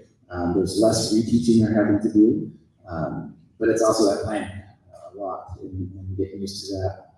And then our transfer buses, we'll talk about that in just a little bit, but transfer buses have been started the year by being late, and I think it has improved over the last couple of weeks, but still there was some concern about kids coming late to class because of some of the transfer buses. Another just really important, cool highlight is Boise Sports Talk Student is a program that has asked some of our students to be photographers for certain sporting events to kind of show some evidence of how our kids do in some activities like cross country and volleyball and some of the other sports that maybe golf, things like that. And so our kids go out and take pictures, and it helps kind of promote their fellow classmates. So it's been a nice thing to see. It's brand new to us this year. We've had a lot of good feedback from that, and hopefully that continues to grow. So I think it gives kids a great opportunity use their skills and also highlight some of their classmates. All right, let's go to our next slide. I'm not going to belabor this point. Trustee Taylor talked about it. This is kind of just a real quick summary of where we got to this point. Our contract was ending, and when we set our budget, I think this is important because I was talking to some folks, and they wanted to know why we made a decision, and they thought we had decreased our busing budget, and that isn't the case. We actually increased our budget this year compared to last year. We increased it by about $700,000 from last year's busing. So we are actually putting more money into busing this year than we did last year. When we had our proposals were, we put those out. There was the reason we put that out because there was a large increase from North American Central Bus. Had done that 24% increase. They did drop that to 21%. And then in May, the district went out to bid. There were two bidders, First Student and North American Central School Bus. And then, as we know, one of the bids was determined non-responsive. The board then did have a hearing because that decision was challenged. And then on June 26th, the board, or June 25th, they kind of made that final decision. And then from June 26th to August 19th was just the district getting the busing started up. I share that because that is a very quick timeline. I've talked with First Student and Mr. Newman, and Mr. Newman's been in the business a long time. He said this is the quickest startup he's ever done. And within that time frame, it's about 7 8 weeks, and there's a lot to get started up by that time. And then school started, and I'll share out how our first 16 days have gone. I will say overall it has gone better than the first couple of days. By any means, we're not where we need to be. I do think in another 16 days we'll be better than where we are today. So we'll go ahead and kind of talk a little bit about that. So Tyler, if you go ahead and do the next slide.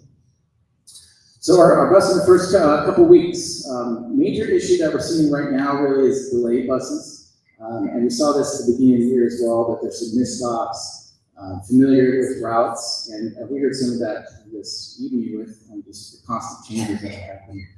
That is kind of a double-edged sword. We want to make the changes based on some of the concerns that we're hearing, based on some of the needs for safety, based on some of the feedback that drivers are given, but that does also put a lot of stress on the drivers of constantly having the routes changed on them, not an easy thing for them. Parents as well, when I talk with parents, just that idea of, a bus stop's here, or it's changed here, or it's my arrival time's here, or it's changed.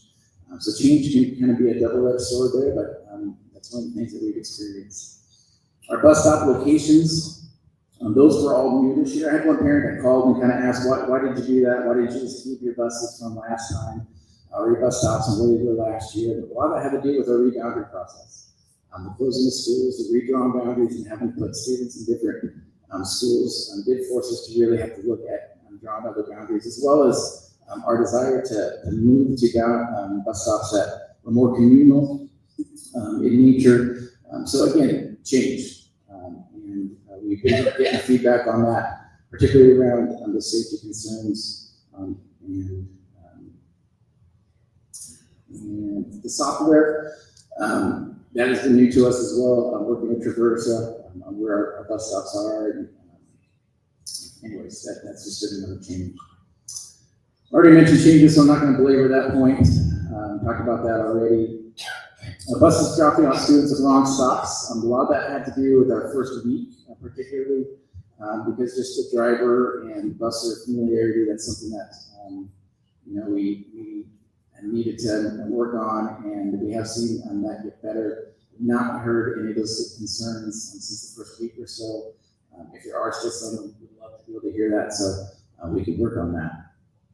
Communication of changes between driver and first student. We'll answer any questions on that as well, but getting the routes and the changes and stops to drivers, that has been an issue for us. Part of that is we just mentioned the constant changes, and so talking with the first student, and we do have our weekly meetings. They've asked us to be able to kind of slow some of those down so drivers can get familiar with where their stops are. And I'll have them, as they come up and be able to answer questions, they can share about how those changes have communicated to the drivers. Communication is a big one. We heard that tonight. And that is one that we were overloaded and inundated with communication early on. That's an area where, you know, if we could turn back the clock, would love to have had a call center up and running and staffed to the degree that we needed to. We were getting around 4,000 calls as a max on our first week, anywhere from 400 to 4,000 that first week. Our second week, we can say our call volume has dropped, and then the third and fourth week, it's gotten better and better. But that first week did get us a big backlog, and we heard about that tonight, and that's why some of the folks we heard didn't hear for quite some time. So I do apologize and appreciate the patience of individuals for waiting. Athletics and activity busing, that was something that was really a big struggle the first couple of weeks of school. I'd say particularly the first 2 weeks of school. We were short on buses to begin those with, and some of our drivers were having to pull double, and we were struggling to kind of meet some of those. We did ask some help for some other school districts to kind of help us that first week or two, but we have seen some improvements since then. I think last week was probably our best week with that. We still got areas to grow and work on it, but my understanding is we got buses in now. They've gone through the inspection. We do have drivers that are ready for trip drivers, and so we expect that to continue to get better and smoother. Special ed busing is another area, and we heard that tonight as well. Part of that has to do with the routing software. We do have 3 softwares that are talking with one another, or at times overriding one another. That's Final Forms, which is where our parents enter their information into the school district, and when that information is entered into PowerSchool, which is our school student information center, and then Traversa pulls out of PowerSchool. One thing that we discovered early on was PowerSchool tends to override some of the changes in Traversa, so they weren't talking as well, and that led to some delays in special ed busing, unfortunately. I think we're still working and trying to make sure that those softwares can talk. And just as those changes came through and were getting corrected, the needs of prepping the buses, I talked to first students and the leadership over there, and they're working very hard to adjust the buses based on the student needs, adding in the seats that are needed, and making some of the changes that they need to make sure that they can get those buses prepared for the students. I still think there's things for us to work on, for sure, in special ed busing. I know we're working on some of those issues today. We're working on specific routes and patron concerns, and we're talking about some of those and trying to still work with them. And then the last one is just the sheer layers and complexity of busing. It is extremely difficult, and kudos to any school district or any company that goes out there and works with busing. I think sometimes we take for granted the buses should just flow. And there are a lot of layers with that. You have your general just busing to and from school. On the side of our system, we have transfer busing in between the schools. And then we have our preschool busing as well that we added on. And that was a big change for our system once we kind of got those first ones up and going in special ed busing. And on top of that, we have athletics and activities. And then there's just rider complexity, which is something that is natural part of the process. But a student rides the bus on Monday and Tuesday, but on Wednesday goes to the Girls Club. And then in the morning they get dropped off or they get on the bus at one stop, and in the afternoon they get dropped off at grandma, grandpa's, or mom or dad's, or some other area. And so just those kind of rider complexities and nuances as we drew and changed routes were all part of the overall layer. I think that's important for the community just to understand how complicated busing really is, and how appreciative we are the folks that work there and drive there and do that work. Let's go to our next slide here, and this will talk about some of the things that we have been working on to try to make some improvements, and we are seeing some improvements, and I'll share some of that data. Again, these are improvements. Does not mean that we're where we need to be. But we did start a call center, and that really helped us with our call volume. As we mentioned, we were so backlogged, and I'll show you some data how bad that backlog was, and how much we were able to complete that backlog. Radio communication was something that we also worked on. We learned that early on. Had to, first student kind of switch to a couple of different radios to kind of help with the communication. And they had one for general ed, and they switched for one for special ed.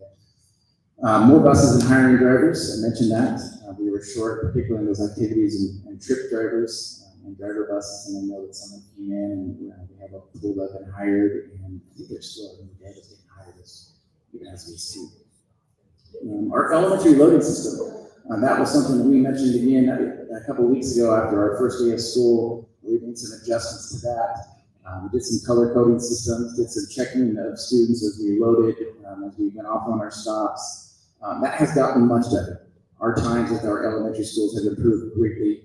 We were having buses leave school as late as 20, 25, 30 minutes after the bell. Now it's pretty rare to be past 10 minutes or so. Now we always have some exceptions, and those exceptions, there's a variety of reasons for those, but for the most part, our loading system's gotten better.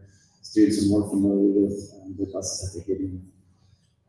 Drivers calling out stops on the speaker, that's one thing that we worked on and asked, and just so that students can know when their bus stop is coming.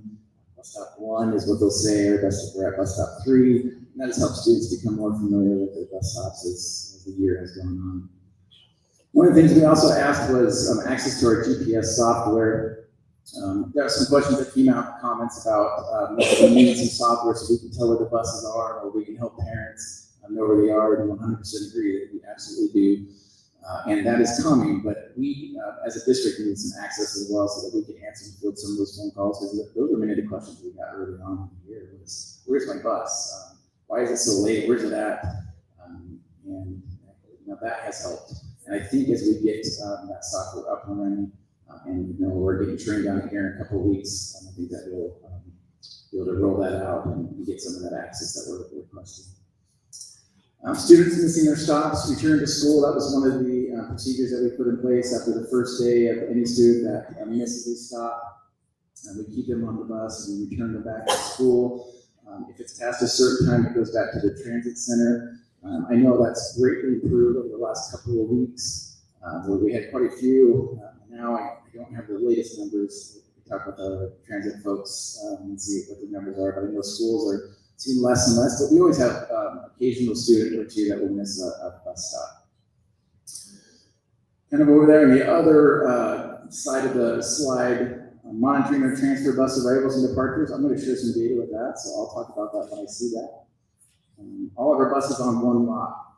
Today was the first day of moving ourselves over to our new bus yard, and that is going to help operations. Talking a lot with First Student. That was one thing that was hard about the startup, was just kind of where we were with buses on one location, employees on one, parking on one, and then having to shuttle employees to different spots. So appreciate the patience of our drivers to kind of go through that process, and for First Student just willing to actually do that, because it does complicate the operations. And so we're looking forward to being on one yard and seeing how that improves our operations. So that was a big step of getting there today. Monitoring student numbers on transfer buses. That was one of the major concerns we heard early on, was transfer buses are overloaded. And so I'm going to share some data on where we are with that. And you'll see that there are a couple of periods where we are high, but I'll also discuss a process we have to kind of support our students with that. We'll talk about call volume as well, as mentioned. And we're getting to the point where we can identify probably about 3 schools that are having still some kind of bus issues. Lake Ridge, seeing some late buses still out there. We're working through those. New Horizons as well. I was just on the phone with the dad today talking about some of the things that we might need to change and looking at some of those routes because they're very long. And then Endeavor is another one that pops up that has consistently kind of late buses. But the good news is, going from the first week or two where we saw numerous late buses, we've kind of broken that down into just a few kind of hot spots, and heard some concerns from the folks tonight, and would love to be able to. That's why I really appreciate the folks who were able to share us their route number, and so we can really look into and see where those are. And would love for you guys to fill out that form if you would, and hand that to us so we can look into that before we can try to address those as quickly as possible. We're meeting daily with our elementary principals. We met with them every single day for, I'd say, at least the first 2 weeks as we try to work through our best procedures with them. So we really appreciate our principals giving that time over to us. It takes a lot to be able to open a school and run a school the first couple of weeks. So just really appreciate their cooperation. We have a really good team on our school. Our principals do a great job. And then last there, we have this last update. We made our last big update on September 10th. We had over 100 changes. And a lot of those changes were based on feedback from our parents, feedback from our drivers. And we are trying to do changes more spread apart, not as often as like we were at the beginning of the year, just so our drivers can build some routine, our families can build some routine, we can work on those times. If there is a safety issue, and that's what we heard tonight with some of the concerns about crossing roads and waving students over, we need to know about those immediately, because those are the changes we do need to make overnight. Those are things that we can't afford to have to do. And anyways, our last change there a couple of weeks ago, we did see some improvements, I think, in route more efficient, and it did help some of our times. We had some good times today. I'll share how we're tracking how the buses are being efficient with that. I want you to go ahead and go with our next slide here. So communication, we heard that tonight. That is a really important one, and understand that from the folks out there. Already talked about the call center. We did get our call volume down, and we have moved our call center over to our transportation department. They are fielding the calls now. But those call numbers are getting down to a volume where we're able to handle those and work through them. We've updated our website, and we know that we had a huge backlog of website online forms, if you will, with questions. That was one of the things we put out early. We had over 1,000 of those forms filled out. Many of those forms were also phone calls and voicemails, and so it just was overwhelming for the district staff to be able to keep track of that. Again, that was something that, in hindsight, if we could roll back and have more staff to be able to prepare for that kind of information, would have been really helpful to us. We are getting more caught up, and I'll share some data about that. On September 10th, after we made those 100 changes, we sent out emails to all the folks who had put in a form and asked them if their concerns were not addressed or met, or if they had not heard from anyone, to please fill out a new form. This new form does allow us to track it better, so I'll show you some data about how we're tracking that and able to respond so that we can make sure that we hear from folks and can respond to them. Late bus communication, you did hear about that. Some of the comments we heard today, that was one thing that has been helpful. Again, speaking with some of the parents that I've been talking with, they said they do really appreciate that. We started the year by sending folks out from the district office to each school to kind of keep track of when buses were leaving so we can notify if they were being late. Schools have now started taking that over, and they're sending out those notifications. So that process has been streamlined. We also just resorted back to physical flyers. So anytime we made a change, and our two big changes were August 27th and September 9th, those days before, we put in little flyers and backpacks for students so that they would know whether the changes were coming. So it was just a technique that we tried to help get that communication out as much as we can. We obviously sent things out to the parents later and try to inform our parents about those changes as well. And then our feedback. So we have used the feedback we get from our parents, from the calls, from the emails, from the forms, and then our driver feedback. We've used all of those to kind of guide and make those changes. And we'll continue to do that. And that's why we need to make sure we get that feedback. So with our next slide there. So trustees, I'm going to share the next few slides of just some metrics that we have been trying to keep to show where we are and just what kind of progress we're making in the year. This kind of shows the overload of voicemails and emails. We had over 1,000 voicemails and emails to start off the year. And it took our team, I think, about 2 weeks to kind of get through this whole list. We were able to speak and email 815 folks. That does not mean they got resolution. It does mean that we were able to speak with them.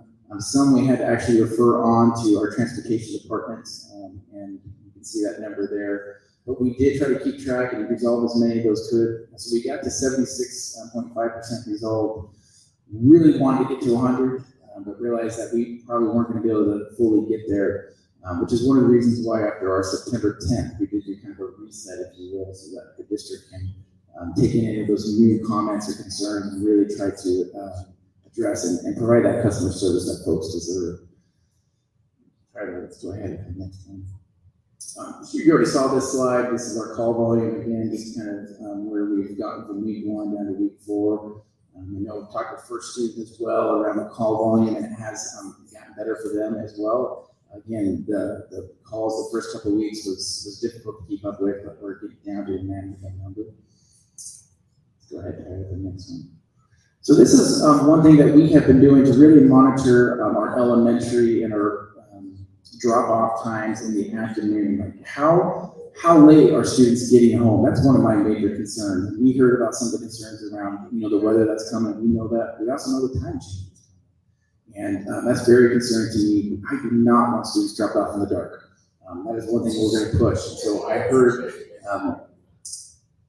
Mr. Kirkman mention, we need to do whatever we need to do to get it fixed. And that's something we're watching very closely. We do not want that to occur. So at 5:30 we do a count, and at 5:45 we do a count.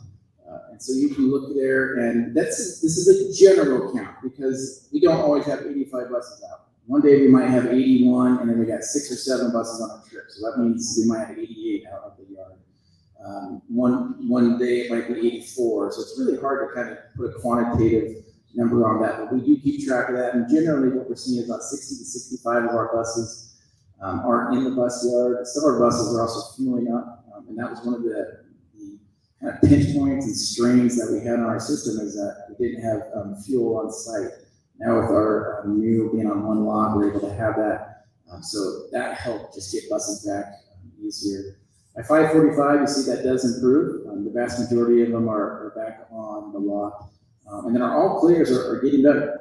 We're getting all clears now around 5:50 to 6 o'clock sometime. In there was last week, and again, want to get those down as much as we can for the all clear to make sure that all the buses are back and kind of reported. And I think with the fueling issue that will help too. The buses are out and having the fuel and get back in there.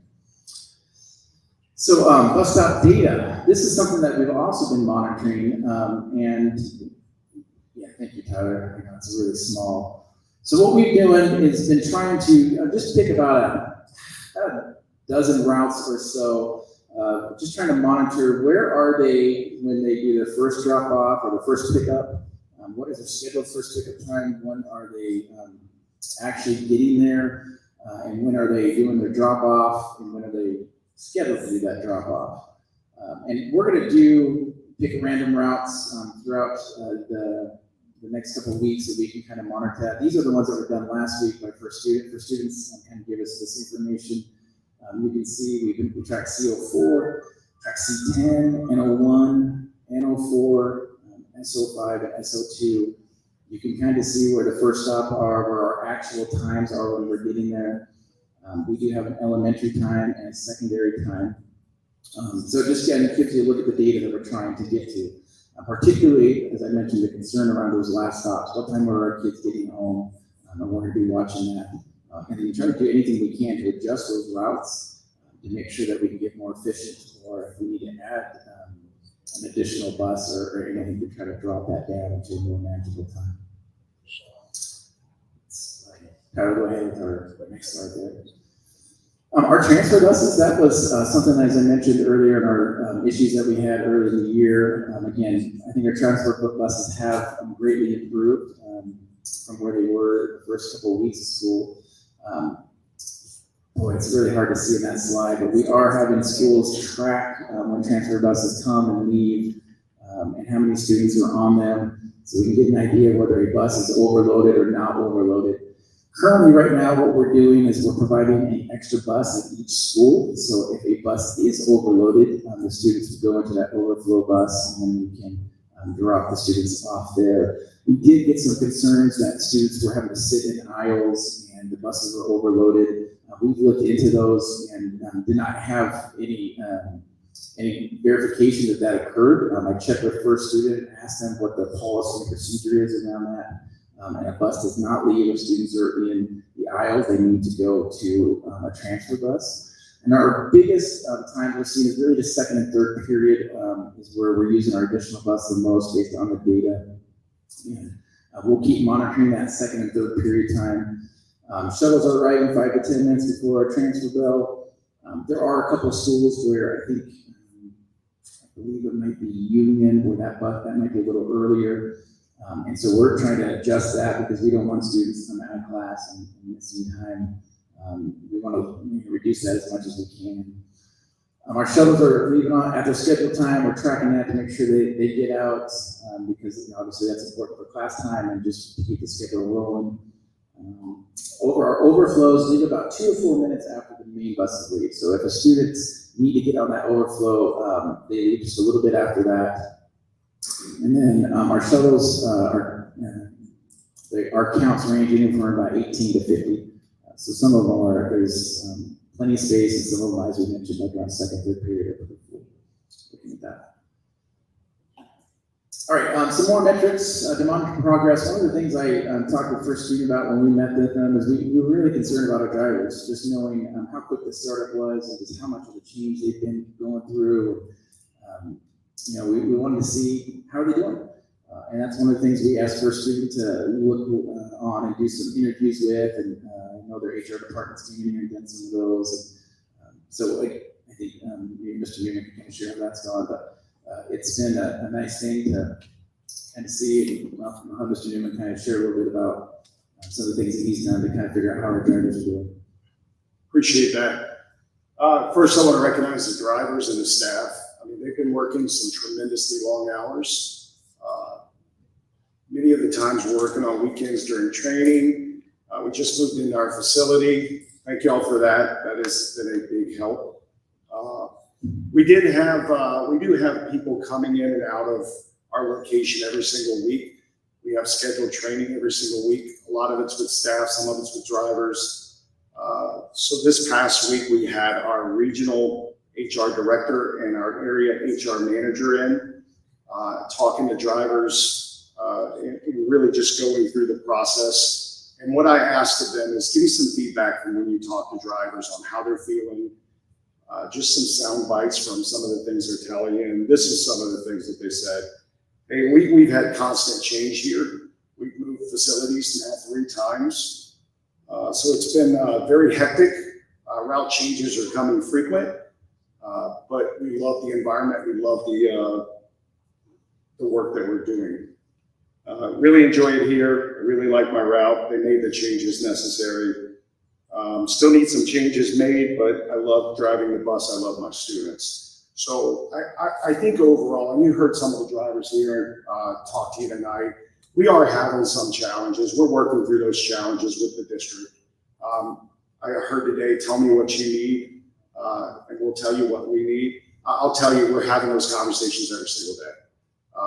I think this past week, I sat down with probably about 40, 45 drivers and requested route change requests from the drivers. I submitted those to the transportation team, and a lot of the changes that we saw come in this past week were a result of those conversations, eliminating stops, rearranging stops so we can make sure that we're putting kids on the right side of the road.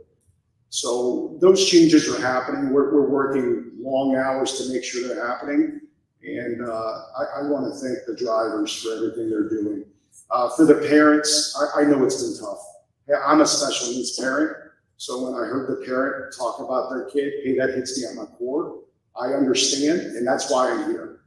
I'm the regional vice president for First Student. I have about 65 locations. I've been here for 7 weeks and I'm not leaving. We're going to get it right. Thank you, Mr. Newman. We may have a few questions as we continue on. I don't have too much left to go for the folks up there. Tyler, you would kind of bring up, there was one other metric that we have been tracking, and that was our form volume. I had mentioned to the trustees that we had done a reset so that we could really keep on top of the forms. And so when we did that reset on the 10th, we had 94 forms come in. The week of 9/10 through 9/13, we were able to resolve 54 of those. We did refer 26 of those onto First Student. So those are with them now as they need to kind of look through and see what they can do to support that. And then we have 4 that we weren't able to get kind of contact with. And I'm not sure if that's like a bad email or what's with that. I'll have to actually dig into those 4 that weren't contacted. But it does show that going from 1,000 down to 94, we've in a better spot than we were about 3 weeks ago. Tyler, our next slide there. All right, so moving forward, kind of what's next? And I heard this question out there, is First Student doing our routes? No, First Student's not doing our routes. We are still overseeing our routes. We did talk with First Student about coming in and doing a route optimizer. That was something that Mr. Newman recommended to us and thought that might be helpful. That is getting kind of a second eyes on the routes to see if they're as safe as they can be, to see if they're as efficient as they can be, to see if there's anything that we're missing. And we heard about some of those concerns about students getting on one side of the road or another, to see if there's a way we need to redraw and reroute those. They're only here for a couple of weeks to kind of look at that. They're doing that remotely and able to kind of look through that and give an update on how that's been this first week here. I know they've been working at special ed, and my understanding is we're operating out of one lot. When we put this last week, our hope was to be there today, and we got there. And I think Mr. Newman can maybe speak about that if you have questions on how that's going to help our overall operations system. Our technology timeline, that was something that we heard the second day of school was the need of, hey, we got to get that going. We need that as soon as possible. I do appreciate First Student looking into that. They did dig into that to see if there was any way we could speed it up. The issue has to do with the trainers coming to be able to train the drivers and the folks on how to use it. And they were already scheduled with other school districts. So we could not jump another school district. I did jokingly tell Mr. Newman, if another school district makes them angry, please put us ahead of them. Unfortunately, that didn't happen. So our timeline to kind of have those tablets in and trained, my understanding from my last information was late September or early October. You might be able to have Mr. Newman, maybe if you could speak with that, kind of where we are on updating those tablets and how that rollout might look. Sure. So I do have some team.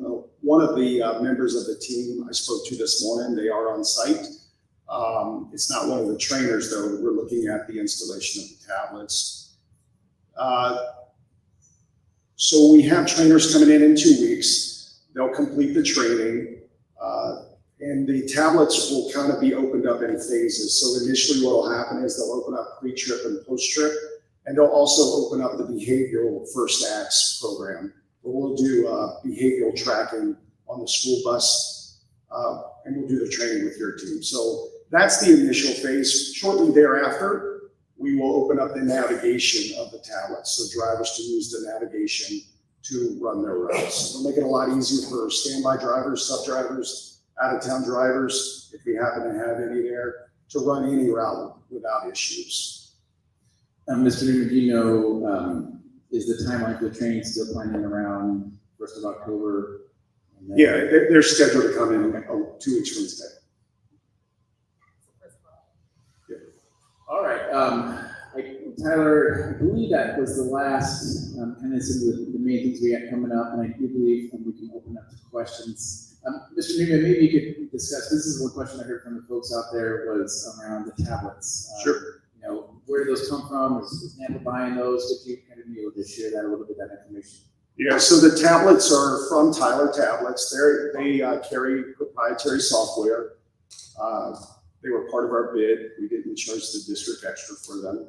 So it's money saving for the district. They were planning on buying tablets, and we told them, hey, we already have the tablets. It makes it easier for us to put our software on there. And the reason we want to do that, when you do your pre and post trip, our mechanics also have tablets. So if they put a defect in the tablet, it immediately alerts the mechanic, hey, we have an issue with this bus. If it has to be down, they immediately know it's down. If it's something that can wait until they get back, like a wiper blade or something, the maintenance person knows, hey, it's on my checklist. When they get back, I need to repair that, as opposed to paper, where it'll just stack up and you got to go through 100 pieces of paper every day. It just really streamlines the process. Give me 1 second. Dr. Russell, was I to understand that you have concluded, and this was your last question for Mr. Newman? Yeah, Chair Taylor, trustees, that's the general update. Happy to answer any questions that we made about that, or if the questions came up. Happy to look into that. Okay, perfect. So as trustee Benz mentioned, what happens for us is even though as trustees we get updates, we don't get the opportunity to talk to each other about these things. It violates open meeting law. So what you'll see now for those of you who haven't attended is our opportunity to ask questions, comment, be interactive about the presentation. Tonight, the extra thing that we did were those question cards. So if you have a question now, if you have a question that doesn't get answered, we want you to fill out those question cards. And one more time, Clerk Lamont, will you raise your hand high? Get those questions to Clerk Lamont. They will be scanned in. Our emails are also public record, so they will become public record. All right, with that, trustees, I am sure we have questions. So just let me know, Trustee Benz, do you want to start? Perfect. I had a follow-up on what we just talked about right now. It just, a question came in my mind while we were talking about this. If the GPS portion, like the route portion of things, is on the tablets, so you had mentioned that there's GPS currently, but the route navigation portion is coming with the tablets. How is that working right now? How do bus drivers, just in a practical way, how do they know their routes? How do they get those? Do they have a GPS device in its paper? It's a map, physical map that they are following currently? Yes. Okay. Yeah, they'll have turn-by-turn directions on the map, so they know which way to go. But yeah, it's on paper right now. Okay.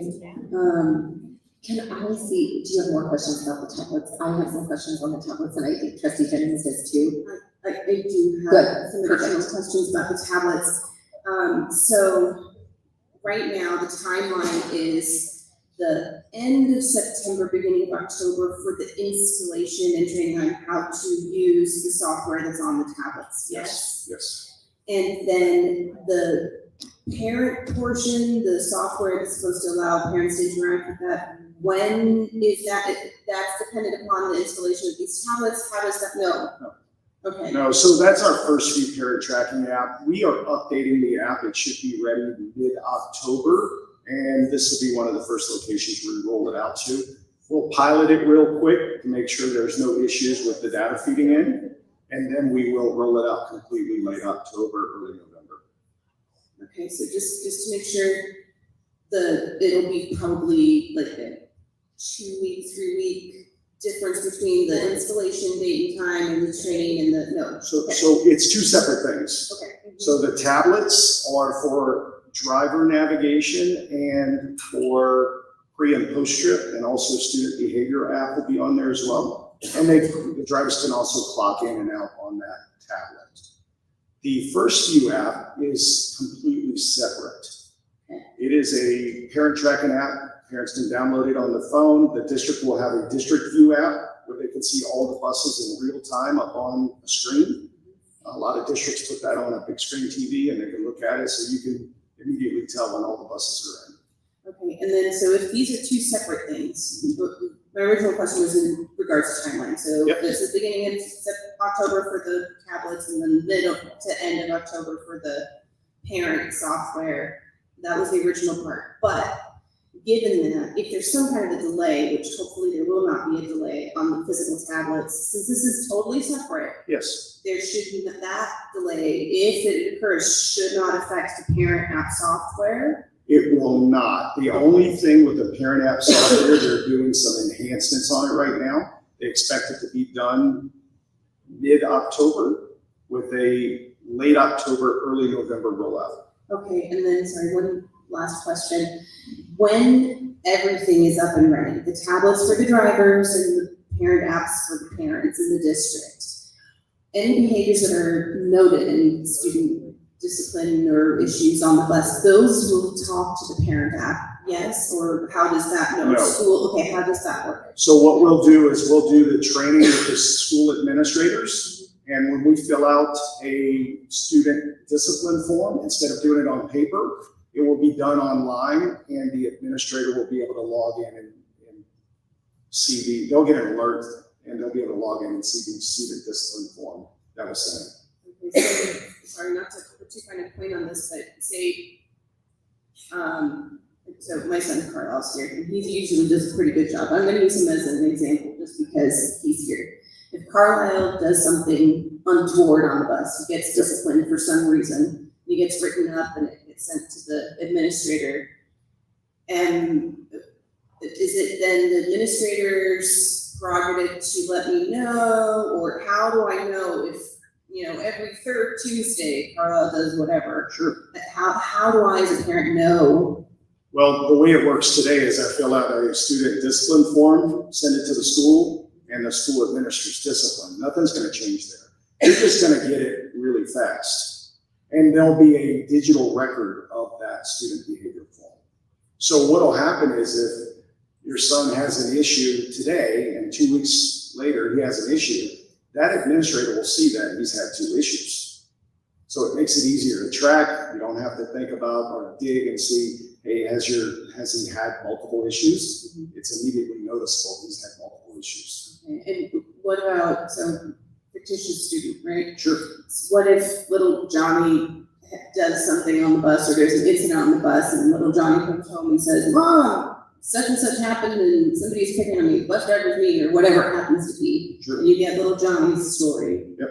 And then you have a discipline write-up, and the parent, how does the parent get both sides of the story? Well, Does they that would, make sense? the same way they would get it today. They'd get it from the administrator. They would ask us to pull video. We would pull video, send it to the district.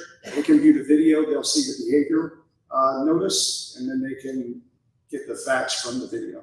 Okay, thank you.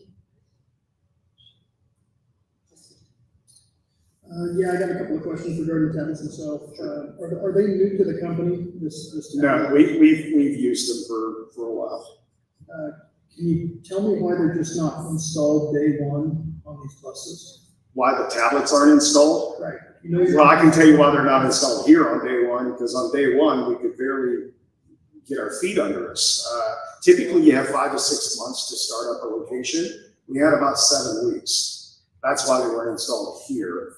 We do try to install them pretty quickly, but here we've actually faced a lot of time challenges. We threw a lot at our drivers really quickly, and we're still throwing a lot at our drivers really quickly with the accelerated training and all of the people coming in to do extra training with the staff and the drivers. It is overwhelming. So we don't want to continue to overwhelm the drivers. We want to do the right thing, make sure it's quality training, not quantity of training. So we do need to slow down a little bit, take a deep breath, and make sure that we give drivers time to absorb everything that they're learning. But these buses surely came from the company, right? Your buses were transported here from previous location. They were. And that previous location didn't use these tablets? They did. How are they on the buses? Well, the brackets are in the buses. But once again, with the tablets, it requires extensive training. It's not a 1 hour training and we let them go. It's extensive training to go through the tablets and do it. It's a lot of training to go through and make sure that we train the drivers on how to use the tablets correctly. So then I guess maybe I'm missing a point. Sure. Is the tablet district specific? Let's say these buses came from Texas. Sure. Right? We got a whole fleet from Texas. If they were previously using the tablets, why don't we still have those tablets on board? Not to say it's holding anything else. So the tablets aren't the same tablets. They are programmed for the district. The routes are loaded onto, we streamline the software to our software, talking to your software to get the feed in. We still have not quite done that yet. So they're still working on that, but it's not one of those plug and play.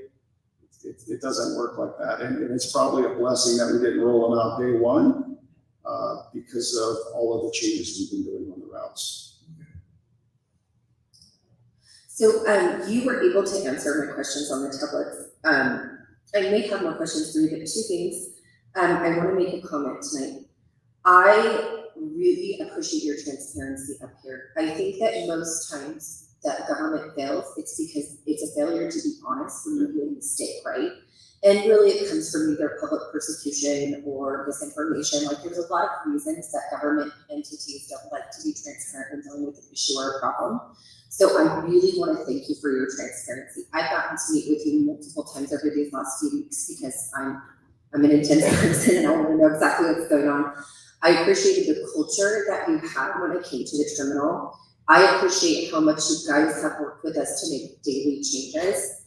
I also really appreciated just the effort and of the outside team, but also your guys' longevity with First Student. I was really glad when you expressed that to me. I also want to express, I love that you had drivers here tonight because it shows me that they are expressing concerns to you. And one of the biggest things that I wanted when I took this job was I wanted teachers to always be able to express to us because they're our front lines, and I want drivers to be able to express. So the fact that your drivers were here tonight expressing with no fear of backlash or losing their job tells me that they feel like they can talk to our board, and I greatly appreciate that. And I think it is a testament to your guys' culture. I truly believe that government generally does fail because they fail when you make a mistake. We are human. Everybody who's in a governing position is human. Everybody who's in a job is human. If we deny those mistakes, then we create lies, we create cover. So I just really love that you're here tonight and you're just telling us what it is. Yeah. I do have an understanding of the technology talking, but again, I became obsessed with it like a week and a half ago, so I need to know everything about it so I can understand. My big question was on the parent app. I understand there are two different things. Yep. Does the parent app talk to that software to locate the bus, or how does the parent app track the bus? The parent app talks to the GPS system. In the software? Yes. That was where my disconnect was. Thank you. And back to your further comment about the bus drivers, I will tell you, I've spent so much time with bus drivers talking to them. We have some amazing drivers. You do. And they absolutely love the kids and they want to do the right thing. And I know many of them want to stand up here and defend First Student. That's not what I want to do. What I want them to do is continue doing what they're doing and provide great service. And as far as honesty, we've had some really honest conversations the last 2 weeks with really all levels of the administration. And it has helped us kind of turn the corner. Things are calming down. Things are getting better. I appreciate the partnership. I did hear something about bringing on buses. We did bring on 13 more buses last week. We were able to cover the field trips. We brought on a couple more sped units, working with the transportation department to route those because they're bigger sped units. They'll hold more wheelchairs. So we are working closely with them to try to knock down the barricades and obstacles that are standing in the way from us getting to where we need to be. Thank you. Oh, sorry. Just because you touched on it, I got a question about these vans that are. Sure. Hold on, let's let him make sure he doesn't, because I always have questions too. But you have questions. Just want to follow up on Trustee Jennings' question about the tablets, because I'm sure the tablets on the buses, are you buying all brand new tablets for the buses here in the Nampa School District? Yes. Okay, because it didn't make much sense to me. If you're bringing buses in from another state, why aren't they coming with all the equipment that was being, even if you had to reprogram it for the district? But you're buying all brand new tablets for the Nampa School District. Yeah, we are. Okay. We have. They're actually here now. Okay. Yeah, I got a bunch more questions. No. Okay, perfect. I also have sped questions, so we will switch lanes. And then if we direct a question to you that needs to go back to our administration regarding sped, just let us know. Sure. Yeah, so back to these vans. We heard from a parent tonight that it's 1 for 1. There's one kid on, one kid dropped off, back to school he goes, picks up another kid on the sped buses. Are the vans incapable of hauling more than one child? They were referring to, and they can correct me if I'm wrong, they were referring to a yellow bus, not a van. It was a van. The van will hold 10 passengers. But not with a wheelchair. Vans don't hold wheelchairs. The white vans do not hold wheelchairs. Wheelchairs are required to be in a yellow bus. So, okay, Trustee Benz. Do we have all the, so I know that at the beginning there was a scramble to make sure we had equipment we were borrowing from various locations, buses coming from various locations. Do we have all the buses and transportation vehicles that we are planning to? It's not a hodgepodge anymore. This is what we have. Sure, great question. In the beginning, I had all of the required contractual vehicles here. After talking to the administration, we brought in 13 more vehicles. Had them state inspected last week, and they are ready to roll today. Okay, and is it the right mix based on the feedback that we've been receiving? Do we have the right kinds of vehicles to meet the needs that we have currently? The mix has been changing since I got here, so we are adjusting as we need to. And I want to point out that the vehicles that we have today will not be the vehicles that we have next year. We are ordering new vehicles. The problem that we're going to run into is at some point we kind of have to draw the line in the sand and say, these are the vehicles we need. Today I can't answer that question because of all the changes. Do you know what it would take to figure out what vehicles we need? Yeah, we're almost there. We're almost done with the changes. We've been working feverishly to figure it out. The one thing that we're trying to figure out is the sped. We are doing some route optimization and looking at sped routes specifically to see what the true needs are. So we expect that to be in the next week or so. Based on your experience with other districts, how is the balance of sped to standard needs busing in our district? Yeah, so I will tell you, I deal with probably 100 school districts, and they range all over the place. In places like Seattle, they have more sped than gen ed. Here, it's not quite as bad. I think we're running 58 reg ed and 30 sped is the bus counts. So it's a little elevated, but not as much as what we would normally see. Right now, you see across the country sped routes picking up, where gen ed routes are kind of diminishing. So it's not uncommon to see sped picking up a little bit more than gen ed. Okay, I have some things going in the back of my brain, but I will let you guys go. Come back to me. So, these vans. I'm back to vans, I'm really sorry. So when you say vans, we're talking about white vans. Yeah. Okay. Well, this Not white buses, but actually. Yeah, white vans. I got you. when would the white van, walk me through why a white van would be deployed? A white van is deployed because it doesn't require a CDL driver, and it is more efficient to run a white van to pick up a McKinney-Vento student and take a CDL driver and drive them 30 miles out of the way to go pick up a kid. Okay, that makes a lot of sense. I had to come in and have Mr. Stuffer walk me through McKinney-Vento route, so I understood that a little bit and why we had to go off route. How do the white vans communicate? Do they have a radio? They do have radios. Okay. Okay, your turn. They have GPS, they have radios, they're inspected just like we inspect all of our buses, so. Right, I'm loving these vans. Explain to me why the vans don't fall underneath the same light, stop sign, bus bar standards as a regular school bus when they're transporting our students. Yeah, if they did, they would require a CDL driver. They're just not regulated like that. Throughout all of the states, they're not regulated like that. And are there state compliant issues with using the white vans? No. What, Trustee question? Yeah, generally,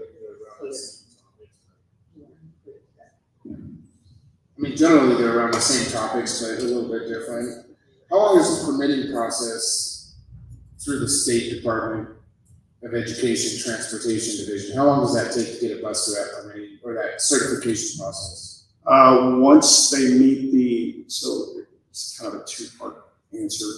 If we order the buses and they're already Idaho spec'd, as soon as they can inspect them, which is typically here, they've been great, it's just a couple days. Or if it's coming from out of state. Coming out of state, we have to make modifications and bring them up to state code. Typically, that takes anywhere from a day to two per bus, and then from there, they'll inspect them pretty quickly. But you're not in a situation where you're waiting for a certification on any of the buses now. They've all been through that. No, they've all process. been inspected. The ones that we just brought in, they inspected them within a week. Okay, along that same vein. Yeah, go ahead. Okay, I'm gonna bounce back to trustee Benz on sped and vans, just so that we can finish an exhaustive topic. And, sorry, just to, how many of the vans are we using versus regular buses? What proportion of the fleet is it? How many routes do we have that require, that use that instead? And is it just for the McKinney route, or are No, there other instances? There are other instances where they're being used. Vans right now, I think we have 10. And I think they're running maybe 6 to 7. Okay, it's 6 to 7 riders. No, 6 to 7 routes. Oh, 6 to I don't know how 7. many riders are on each route, Okay, but it's 6 to 7 routes. okay, and that's approximately 80 buses you were saying? Are those vans included in that total of the all call at the end? Jim Taylor, trustee Benz, my understanding is they are. Yes. When we look at Traversa, we look at all of the fleet that's out kind of in the city, where they're at. And then my understanding is that those vans are part of our general buses as well. Okay, and I may have to do that. Okay, all right, Still on the vans here. okay. Are these vans a door-to-door service? Typically they are. Okay, so we don't have kids crossing the street with no lights flashing, no stop bars. I mean, we're literally using hazards, like we got a flat freaking tire on the side of the road in the dark, and the traffic approaching these vans cannot tell that it's a school bus. Yes. Are there plans to paint the vans, indicate that these are student transport? We have them marked with first student, but they will not be painted, no. In most states, you can't paint a van school bus yellow. Are there markings, you know, like sometimes you see like a daycare bus that says children on board transporting children or whatever? We can add more markings. It's my understanding that we do have them labeled in the backs for student, but we can add some more caution signs in the back. Well, okay. But we can't do anything light related aside from hazards. No wig wags, no. I'll ask. We haven't done that anywhere else. I just feel like these kids are gonna be loading this van, and there needs to be a larger precautionary measure with the traffic approaching these things late at night. When we're coming into Idaho winters, it's gonna be dark until 8 a.m. and dark at 4:30. And we're obviously dropping kids after these times in the dark, and you're just pulling up to a 16-passenger van, for sake of an argument, and there's no evidence, aside from adding a couple of details as far as labeling and such, but by that point, the vehicle's already on. I would just feel better knowing that there is some kind of a further alert aside from ambers flashing caution, that people know they're approaching a potential school day. Yeah, we'll look into that. Do these, okay, so I know this sounds random, but ice cream trucks, I mean, they have stuff that it's like, hey, wait, there are kids coming and going and pay attention, and sometimes they have weird funky lights that look different. I mean, it's not like school bus lights, but so it's just obvious. There are kids involved with this, pay attention. There could be random acts of childhood going on here. Is there anything that keeps us from doing? We'll have to look at the legalities of what we can do about adding additional lights. It's hard to answer that question. Really quick.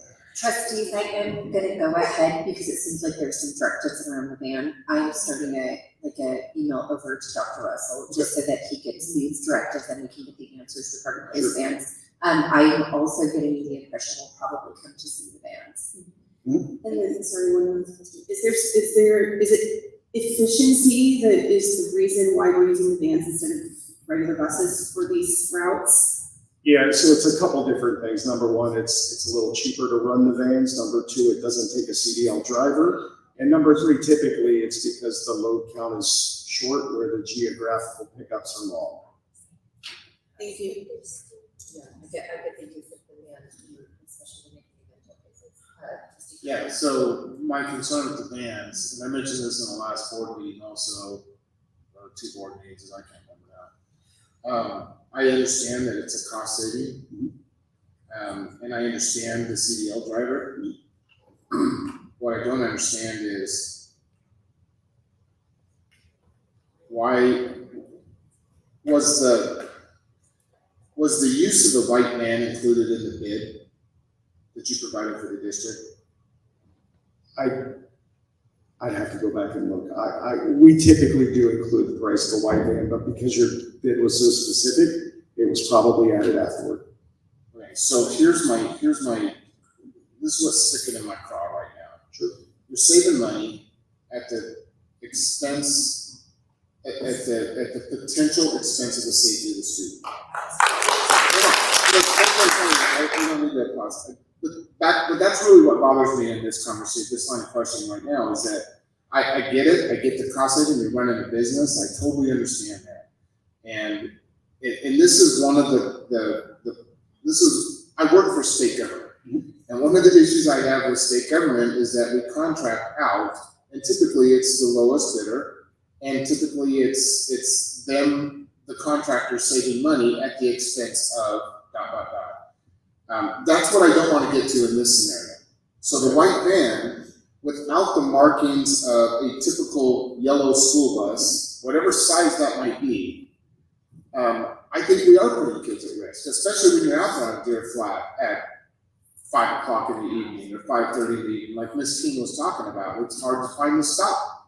And if it's difficult for a driver to find the stop, it seems like it might be difficult for somebody coming up behind that white van to not think or know that that is dropping kids off or waiting to pick kids up. Because there's no other markers on it. There's no amber lights, there's no red lights, there's no bus stop on, there's nothing like that.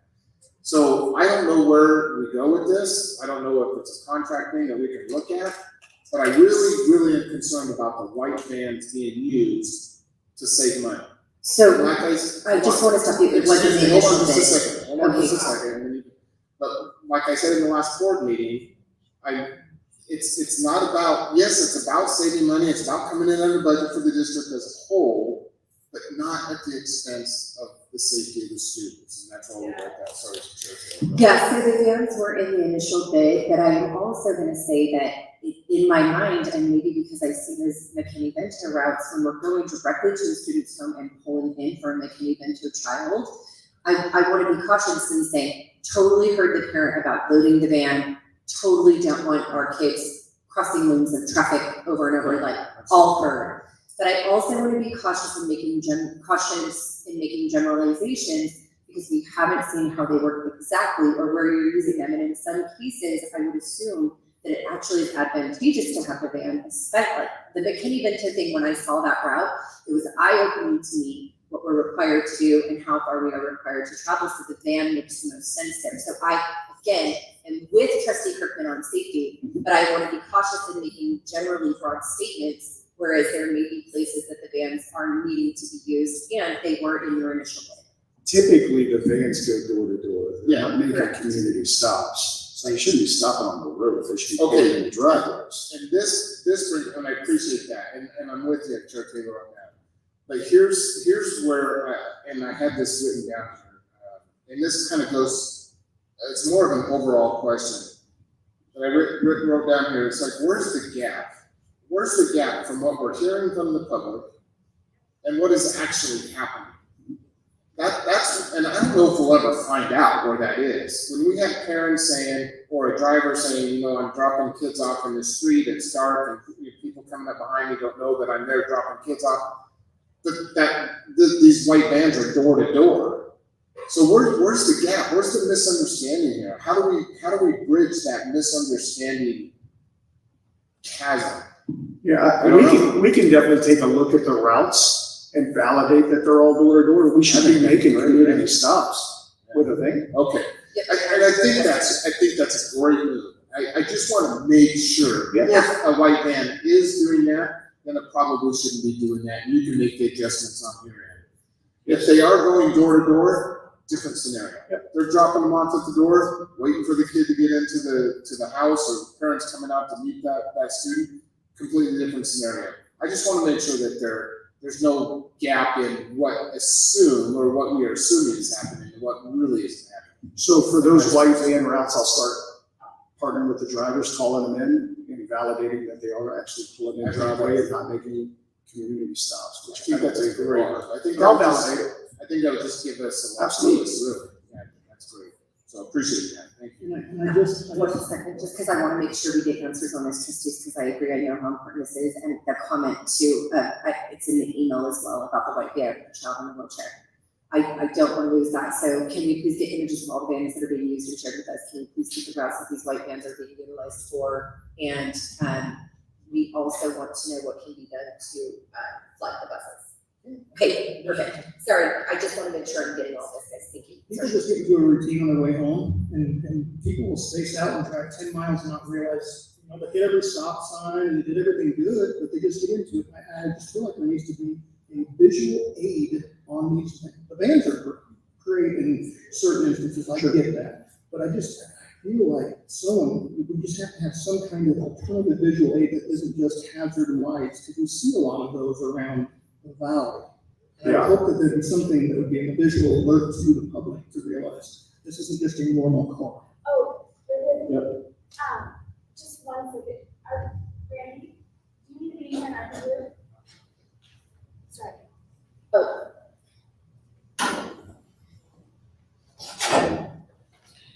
Okay, sorry. I apologize.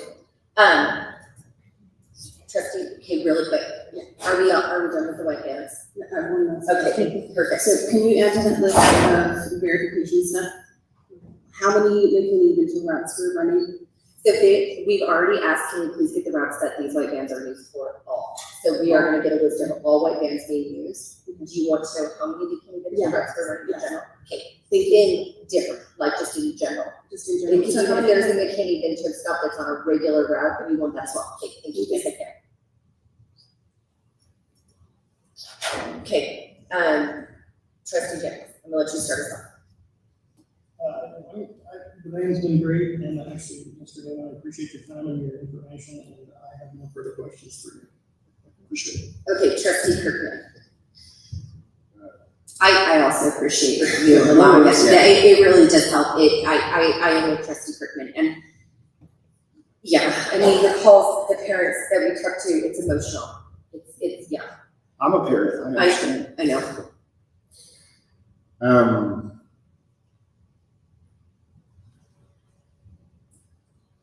I'm looking at my questions, wondering who's the best to answer this. I'm just gonna throw it out there to either you or the district, or you can bounce it back and forth, I don't care.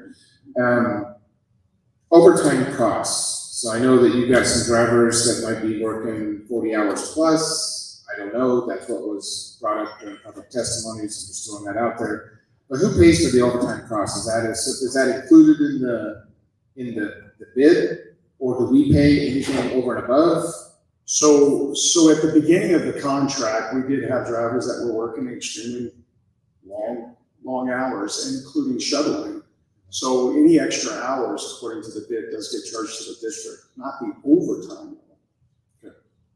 But at this point now, being in a new facility, there shouldn't be much overtime. Okay, along the same vein, I don't know if Dr. Russell will do this. You have the mic in your hand, I don't know. Chair Taylor, Trustee Kirkman, just because this thing broke, and so the mic spins, why I had to hold it. Oh, okay. Along the same line with the cost. No? Okay. I don't want to hear from Mr. Beard. I will want to when I get to mine, because I want to get the budget as well. I want to hear the question. I want to hear the answers to these questions first, and then Mr. Dewey can chime in. Okay.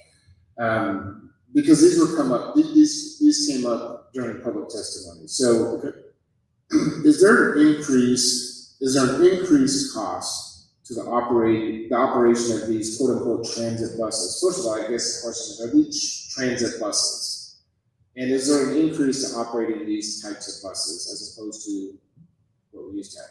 Yeah, so there is an increased cost because you don't get as many miles to the gallon, but there's also increased capacity, what you're not used to. So many of the routes that we've had overloads, and we would have had even more had we not had the transit buses. Now, when we order replacement buses, they will not be transit. They will be larger conventional buses. So they'll be larger, they can still hold the capacity. Not quite as big, but they will be larger buses. Along that same line of fuel, how does that play out today now? So gas up the buses.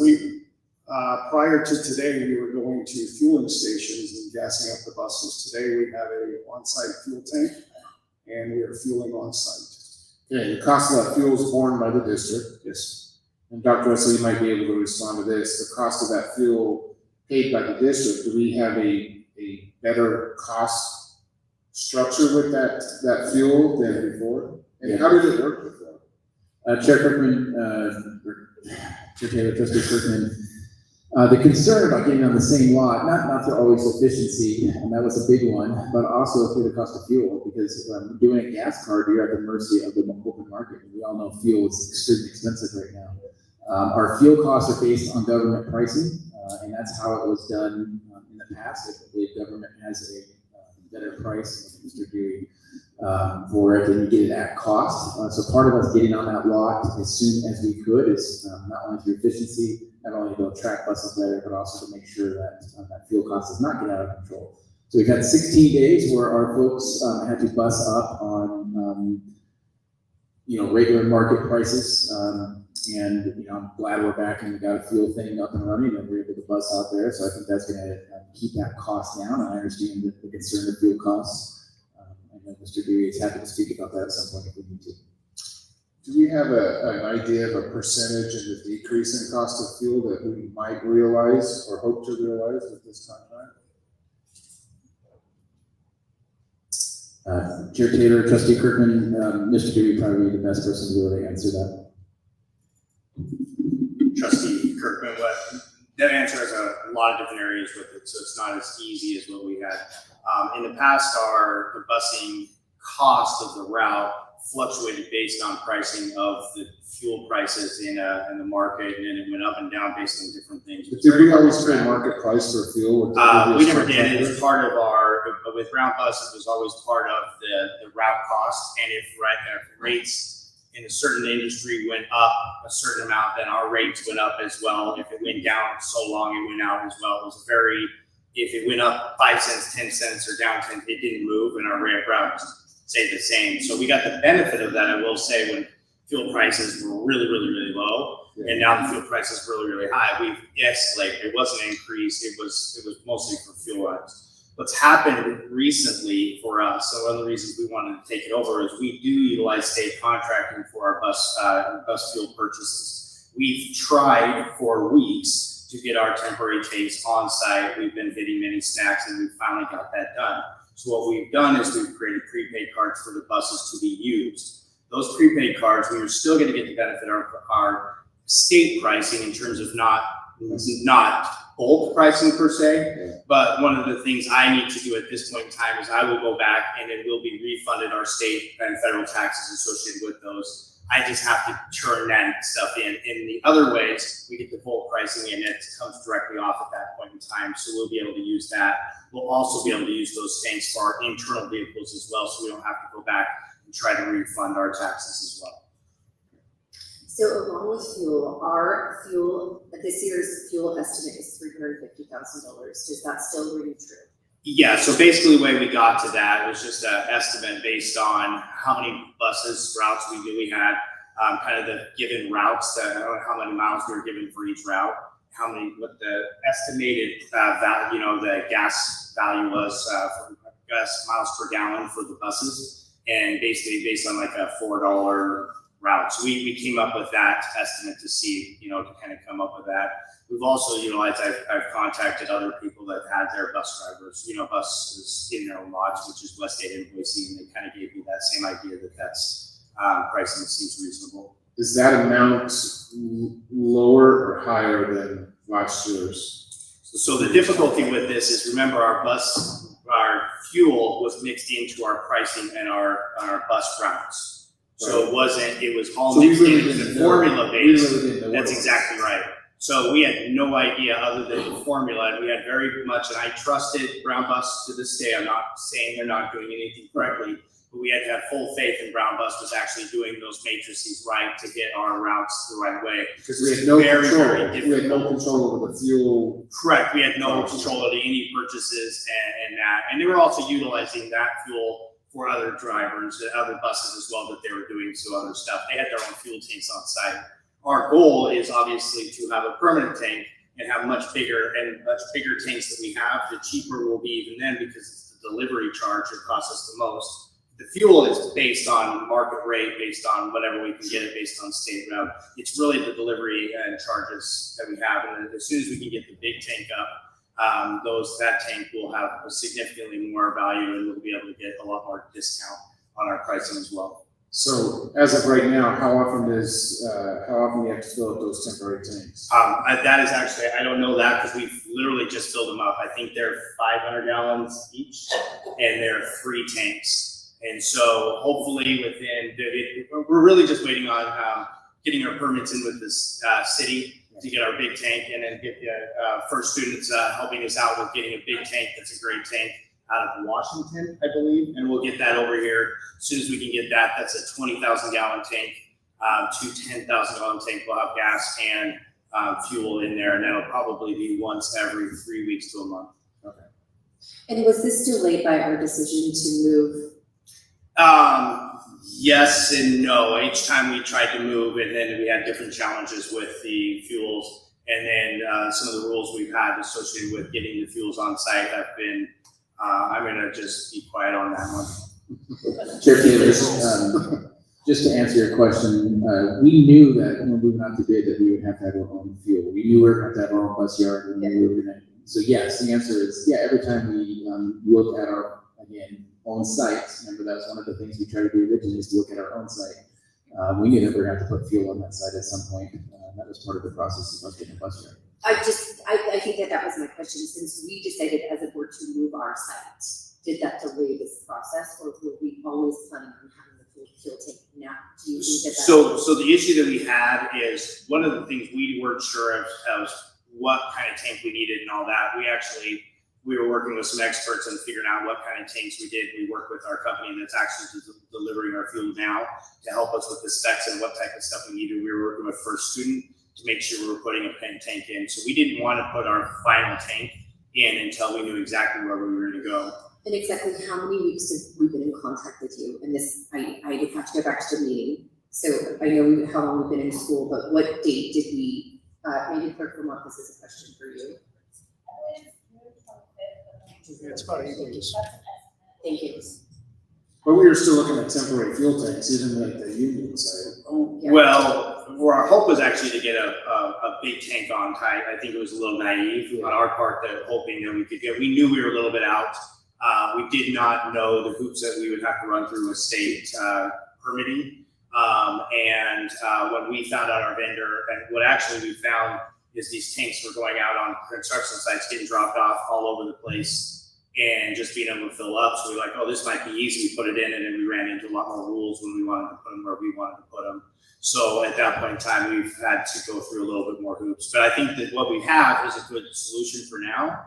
Unfortunately, it's going to be a little bit more because they have to fill them up more. But reality of the situation, I don't think it's going to be exponentially more that's going to knock us out of balance. Well, I think the whole point of this is this is nothing that we didn't anticipate. Correct. Yes, it was just a matter of how to do it. Exactly. And that's where we were trying to get with some, and a lot of people like Boise and West Ada, they built their facility with a tank on site underground, right? And so a lot of these people were on above ground, and so, and I believe Brown, I don't know how Brown Bus is, but I believe they've had their tanks in there forever. So it's really just trying to figure this out. I mean, we're still learning on the fly. Sure. But the reality of the situation here is that we believe by managing our own fuel costs, that will ultimately save us money in the future. Okay. That's all I have on fuel. Chair Taylor, it was June 25th. Okay, thank you. I have a question, please. So maybe I'm remembering incorrectly, that we have a contract with a fuel provider in Meridian, correct? The actual fuel company, I don't remember where they're out of. I think they're out of Boise, and it's based on the state contract. So we just contracted whoever won the state bid, and at that point in time, they're the ones that manage and do all the pricing for them. And they only provide fuel on what you're gonna have like a filling station that. The temporary tanks that we have right now are their tanks, and they are not. It's not like Jackson's or anything like that. It is a company that deals directly with. Well, the reason we had issues is with the prepaid cards is the reason we went down that route is because we couldn't get them in and we had to go to whatever's the closest. And I believe you guys went to the Jacksons up there over off at Amity more often, and we were working with that station to make sure that we were inundating, killing that statement up to make sure no one else couldn't get fuel at the same time. So it was our solution for now, and it's now done, and I'm getting the cards back, and we'll be requesting the taxes back from the state shortly. Thank you. Just a quick health break. So for everybody, we are going to just take a 10-minute health break, and we will be right back. And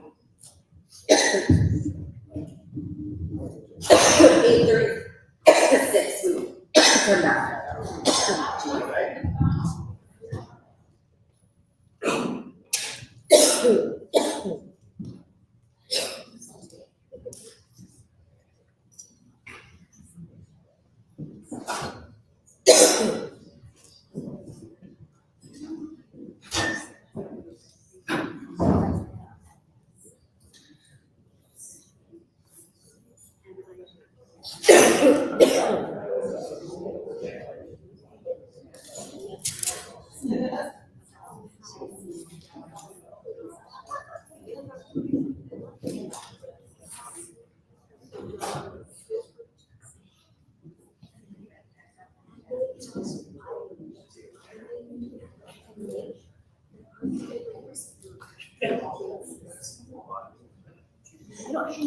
I don't think I have a whole. Oh,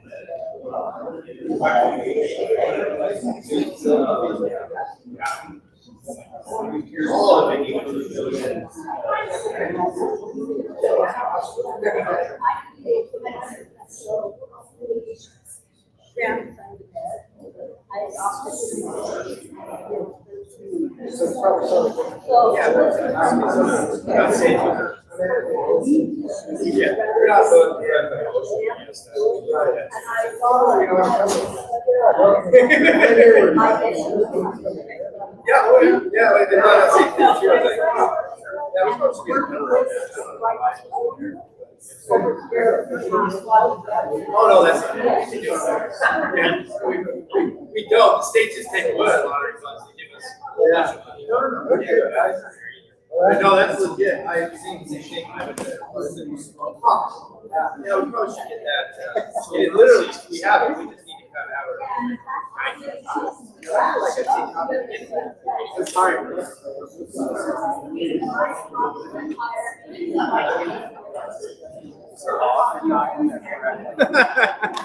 Well, we are government, right?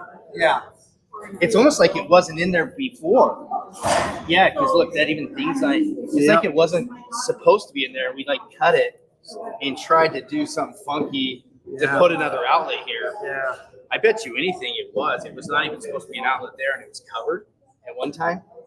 And then when we started doing this kind of stuff, we modified it. Yeah. Because usually all of our powers are down here. Yeah, yeah. And so, yeah, I'm not sure what that is. What I do. I spot the strangest thing. Well, no, it's legit, but it's like one of those things. Yeah, we need to get that fixed.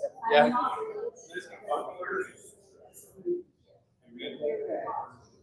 My grandson is 13 years old.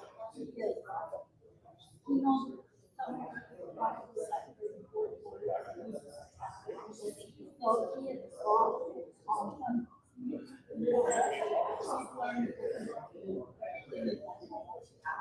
Nampa.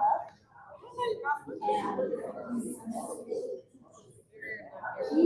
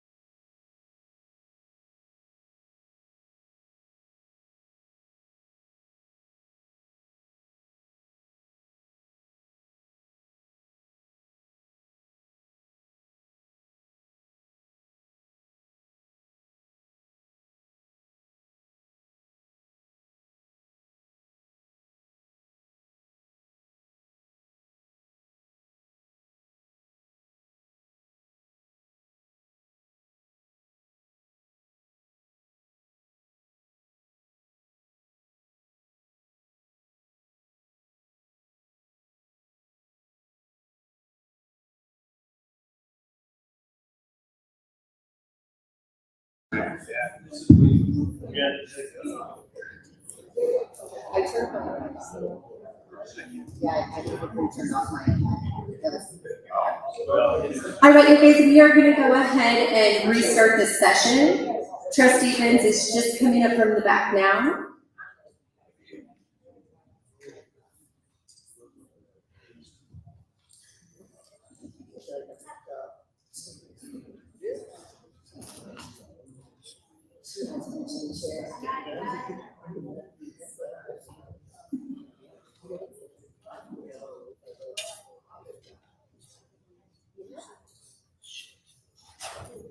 Okay, trustees, we will continue now with questions. Trustee Evans, can you satisfied on the last one? Okay, perfect. So I have a question, and this is more going to be regarding routes and pretty specific to some of the things that we've heard. I do believe that this is going to be pointed at our admin. And sorry, Greg. We'll go for it. Yes, thank you, Mr. Newman. How do we handle the changes that are sent to us? So when we get an email with parent routing changes, which I've seen several come through, and a lot of times they make absolute sense, I want to be walked through, and I've also sent this email in so that I can have it documented, but I just want to be walked through the process of where do those changes go, right? If they're not emergent, because I talked to a lot of people where their situation wasn't emergent per se, or necessarily 1,000% safe, but it was really about this would be more functional. I just want to be walked through what happens with those changes. If we do reply like these have been received, what's the follow-up if we're not going to take those changes in? Is that clear enough for the question, Dr. Russell? Yeah, Chair Taylor, trustees, I'll do my best to answer, and may have some others come up and help. So it probably depends when those change requests were done. Early on, as we mentioned, so inundated, I believe many of those folks did not get answers, and I think we heard that today. Those were emailed in or voicemailed in. Many that we would call. So when we first got our 4,000 calls, 1,000 form entries, many of those were about where's my bus stop, what's my bus. We were able to answer those things. We also got many calls around safety issues. And what we began to do is we turned this over to our transportation department. And just because the sheer number, it was hard for our transportation department to catch up on those. I know they were working extremely long hours and doing their best to catch up on those. But the way the process would be, they would receive that. If it is a safety, and that's a question, I guess, are we talking safety issue, or are we just talking, I want to know where my old stop is. It would depend. If it's a safety issue, then we'd go back to a rubric to see if the rubric had been done or scored on it. Ideally, we want to go get out, also drive those, but we haven't been able to do that just because of sheer volume. I think that's something that we really want to catch up to and be able to go out and kind of get eyes on that. We definitely would look at a stop and a route and see if there's traffic issues and busyness that way. If it is changed, then communication is sent back to the person requesting change to let them know when the updates will take place. And I think early on that was sometimes the next day. And if it wasn't a safety issue, then it would be wait till our next update and our changes. Again, talking with first student and trying to have that communication. Early on, we were making so many changes, it was just really too hard for the drivers to keep up. And so then the communication, I would say that's the first 3 or 4 days of school. They came back and said, well, you have to slow down. At that point, we said, okay, we're going to make a change August 27th, and we'll try to update those. I think changes come on a Thursday night, they're done, and they're posted on a Friday. I believe they're handed to drivers on a Thursday night, or handed over to first student on a Thursday night. First student will have to answer that kind of question after that. My understanding is they go into the driver's binders. Each of, for students, they have files with binders in it before the drivers got their keys. They look in their binders to see what that route by route changes. Turn left here, turn right here, drive straight here. And those were in it. If parents didn't, if there was not a change in that, then we would notify the parents if there was. I know some client parents did get notified. So I think there's a variety of that. Going forward on our reset, as you mentioned, some of we're going to resolve, some of those need to go to first student to be able to look at, and then the ones that we resolved, then we have Contractor. based on our new. And that's why the reset was so important to us, because we wanted to ensure and track each of those forms that came in after the 10th, after we had made some of those changes. Are we being able to respond, provide that customer service that we need to? Okay. So if I have a patron who sends in a route, and I want to throw out, I feel like our patrons have been very helpful in giving us like route corrections or, bringing up some really key points because they have eyes on the situation immediately. So I just want to make sure that as those are coming through now, because I totally understood our need to deal with emergence first. And see, but I totally got where we were going, how we were going to deal with our backlog, that we acknowledged that we had, I was totally with us and acknowledging, hey, this isn't what this is corrected, here's what we're going to do. So I just want to make sure that, because we're going to do some route optimization, which I'm down for, I just want to understand, are we going to take those route suggestions and are they going somewhere that they will be reviewed, or, you know what I mean? I just want to make sure we're not losing that hopeful. Yeah, Chair Taylor, no, I fully understand the question and the importance of that. I do know now there's been several where we've communicated that this does not meet the score on the safety sheet that we've done as we've looked over it. And then we've had some even challenge us and go to a process that we've looked at and made some decisions. Sometimes we've overridden that and said, we need to do that. Other times we've upheld that. So there is a process to be able to challenge those. To my understanding right now, everybody who has submitted a concern around a form after the 10th, with a new form that we've been aware of, we've addressed. 54 of those we've been addressed, 26 are for student, and 4 of those, I believe, the contact issue. So is it that I just have a specific constituent that's heard us tonight, that's also in my email box, that has sent those route changes over, and I too, I was copied on that email that when we receive that information, we would get back to that patron. What I hear right now is we've gone back to first forms. Would we direct our parent back to first forms, or do we follow up with the parent in a set amount of time that says we've received your route changes? This is why it didn't meet our criteria. I'm just trying to follow that. Yeah, Chair Taylor, it's a great question. We would ideally want them to go to the new form and submit it. However, folks are here tonight and don't need to make them try to do things twice. I'm happy to take information and go back and kind of look at what those concerns were and try to address each one of those. But the answer is yes, we would prefer to do that so that we can just make sure that we're keeping track and that new form and we get to do that hard set, because otherwise we wouldn't have done the catch up. We still have been trying to address issues that were 2.5, 3 weeks ago and try to find out if the new changes met those needs or not, and it would have never allowed us to kind of, I should say never, we probably would have caught up. It just would have been more and more weeks, and so we made a decision. We thought it was best at this point to do the best we could to get caught up and then start fresh so that we could be better organized and provide that customer service. Still grasping that. I'm going to let Trustee Benz go, and then I may come back to you because I'm asking for a follow-up for that question. And just to make sure, because communication, at this point, over communication is just probably what we need. Is there a clear, like a flow chart or a graphic or some kind of process that is clear, easily understood, and visible to the public so that people know this is how the information is going to flow? In order for this to be resolved, we do X, it goes to Y, it goes to Z, and then this is the output at the end. Is that available in a clearly understood way to the public so they know how to communicate and what to expect? Chair Taylor, Trustee Benz, no, there is not, to my knowledge, any flow chart. Is that something we could, yeah. And Chair Taylor, Trustee Benz, Trustee Kirkman, happy to try to work on a flow chart. and Understand the need for the flow chart.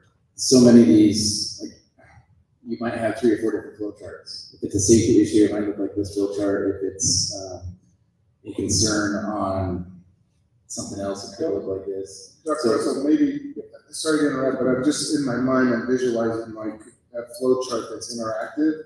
So the question is asked, is this a safety concern? You click on that and it takes you to the next step in the flow chart. Is this a bus stop concern? Click on that, takes you to another pop-up where you address that. And it even pops the form up or the email that they should contact.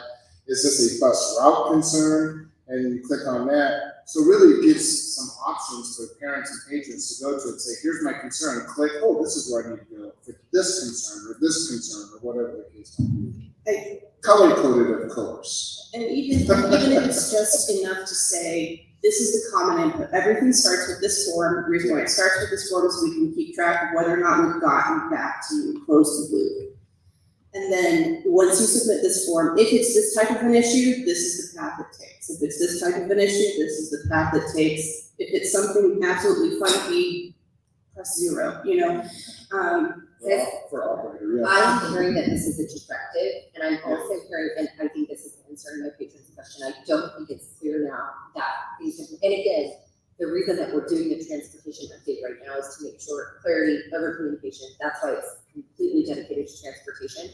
So what I hear us asking for, do we want this updated on the transportation web, like our and we want, I'm gonna call it flow chart. Well, I call it interactive flow chart.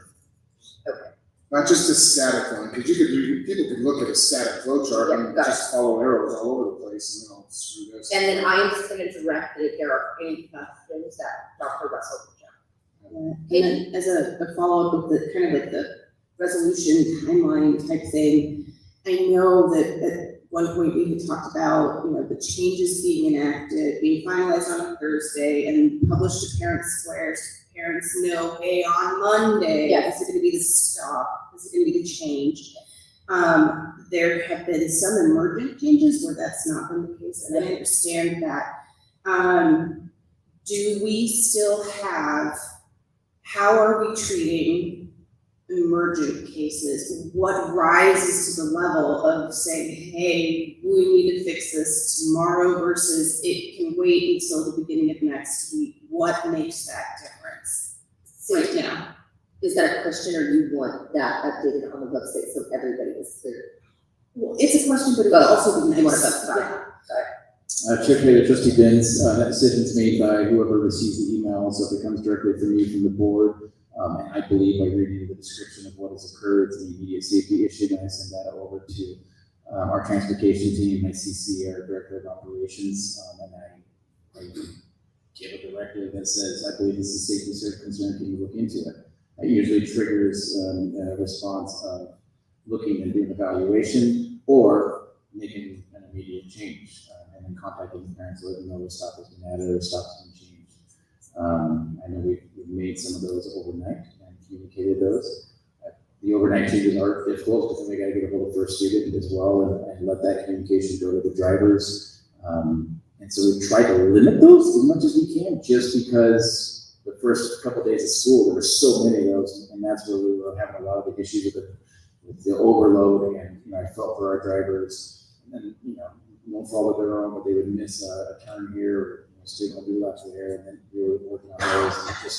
And it was part of that initial startup, but that is the process. And then I guess it's nice that if someone emails the board or emails their individual trustee, and that person is able to kind of put their thumb on the scale on their behalf and flag that as a priority. It's wonderful for that person. What happens to somebody who doesn't think to do that, or they're following some other process?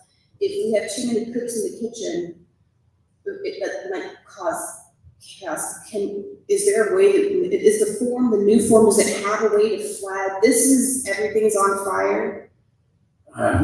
Chair Taylor, Trustee Benz, I'm going to ask Mr. Keith, will be able to pull up the form so that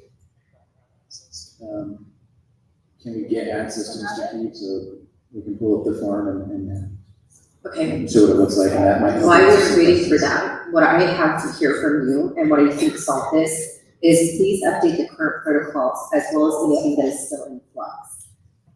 Makes sense? Okay, Dr. Russell, I've got these coming through as an email. I think the directive here is to please update the current protocols as anything that that is still in flux. I don't think that anybody here is alluding to every problem has been solved. And so I would agree that if there's something that is still in flux or something that needs changed, I think we need that update as well. So, Chair Taylor and trustees, looks like here's what the form looks like. So you have some basic information there, preferred method of contact, the student's name, last name, the grade, school, so some basic information there, what the route number is, bus number, pickup drop location, and then it kind of breaks it down into some of the concerns they have there. And then that is. Is that in English and in Spanish for the community? I do believe it's in English and Spanish. I think our website does translate that. It does. Is one of those options, I didn't read all of them, is one of those, this is an immediate problem, this is a safety issue, yeah, house is on fire. So the different categories actually will tell my department the level of priority, and then also who to send it to, who to send that concern to. The second one, the issue is safety, okay. Yeah. Could you give us your name too, so that others know who you are? I'm Rebecca, I'm the transportation manager for Nampa School District. Thank you, Rebecca. Thank you. Please, I think now's the time. So trustees, I'm still gonna go ahead and put please update the current protocols as well as anything that is in flux. Just maybe even that being explained over that this form will route your concerns. I even think that communication so people know and understand what the current form does. Okay. And I think this will also help with, again, the communication, because that over communication at this point, because you're exactly right, it changes. Okay. And once we kind of work all the things out in the process, I think we should do it again. No, we'll keep the process the same for receiving The information, information, and that, like the timelines, and then keep updated. Yeah. And I would get a whole form of updated too, so we have those. It's actually Trustee Kirkman. Okay, Tyler, can you pull up Dr. Russell's presentation again? There's one specific slide I had a question on, and it was the on-time data. I think, and as you're pulling that up, I want to ask this other question too. There was a concern and a question, and we've addressed it, but I want to bring that back up again, sorry. Is first student doing any bus routing? I think the question's been answered, no. Optimization. Can you explain just a little bit more, Dr. Russell, on that? And the second part of that question is, where did that come from? Yeah, Chair Taylor, Trustee Kirkman, happy to answer part of that. Mr. Newman can probably answer part of that too. So one of the comments we heard early on is do whatever you need to do to get this fixed. Well, we've had those conversations. We've had very open discussions. And one of my questions to Mr. Newman is, what do we need to do? What do we need to do to help support the drivers around our routes? Do we need changes? Do we need something else to do? And that's where he came with the suggestion of looking at a route optimization. I'm going to explain it. He can probably explain as much detail what he shared with me. And our route optimization was getting essentially a second set of eyes on the routes. Now, we have designed the routes, and again, based on our boundary changes, many of those are new routes and different stops we've become accustomed to. And so that was the first go around. We obviously have taken concerns and made changes, but we need to have a second set of eyes on to look for efficiencies, to look for safety, to see if there's ways that we need to reroute things, to take some of that feedback, and just to see if there's it's like an audit, if you will. I don't know, like a better term, but maybe Mr. Newman, you can add a little more detail. Yeah, so we do have the largest group of professional routers in the U.S. Route optimization is essentially, to add on to what he said, is taking routes and trying to look for efficiencies, pairing them with the right schools to make sure that they can arrive on time, looking to see if there's anything that we can change on a route, move a stop to make it more efficient, to make it on time, or essentially moving an entire tier to another route to make it show up on time. So it's really looking at every option on pairing routes for performance and efficiency to ensure stops are getting there on time, and we're using the software in the most efficient manner to get efficient routes and to get kids to school on time as efficiently as possible. Okay, and I just want to make very clear, this operation, business decision, whatever, it is not out of the ordinary for any, really, business or work. You're always looking for ways to optimize processes, make it better. And sometimes that is bringing a third party, I get that. I want to make 1000% clear though, is that when you were doing that, those were simply suggestions back to the district and say, here's what we found as far as optimizing this route. But it's the district who made the decision whether or not to implement that change or not. We are not changing anything. The only thing that the routers are doing, they're working hand in hand with your routers to, number one, give them some tips and guidelines on how to use the software better. And also any efficiencies that they find, it's to give them, hey, this is what we found. Take it and do what you want with it. Okay, and since this question has come up a couple of times, and that's kind of why I asked the second part of that question, where did this come from? I want to, again, it is the district that is making whatever changes to those routes. It is not First Student that are making any changes. That is correct. We are not making any changes to any routes. Okay.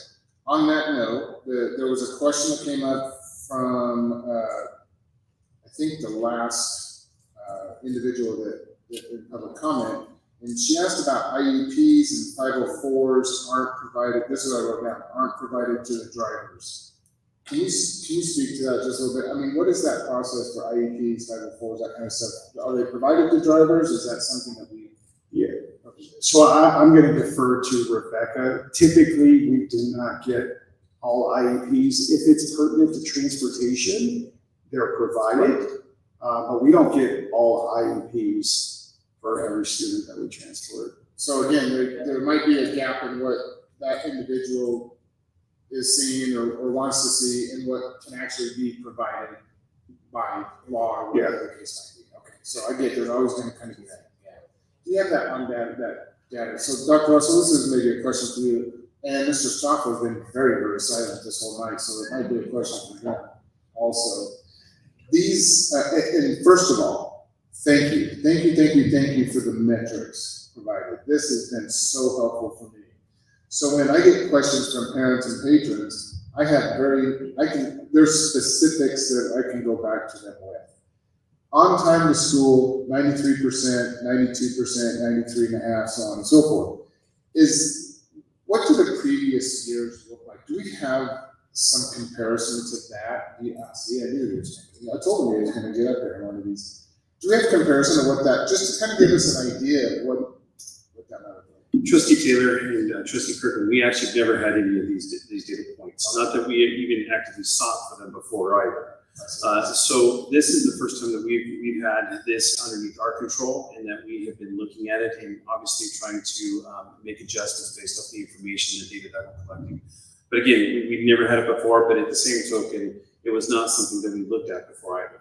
Great. So next year I'm going to ask you the same question, and we'll be looking at this. And we'll be looking at the longitudinal data. So we're going to go to Trustee Jennifer. Maybe no, I'm a question regarding the site, Mr. Stoner. Yeah, so I'm to assume that these are gen ed routes that we are monitoring, right?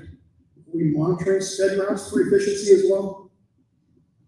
Trustee Taylor, Trustee Jennings, yes. So that's part of the things that we've been actually in the optimization piece right now. We're spending a lot of time on our special ed routes and trying to work those. And the other piece that hasn't been necessarily mentioned that we've been working on too is also looking at the actual vehicles and optimizing the vehicles for the routes as well. So that's the other piece that hasn't been mentioned that we are also doing in that process. What's that?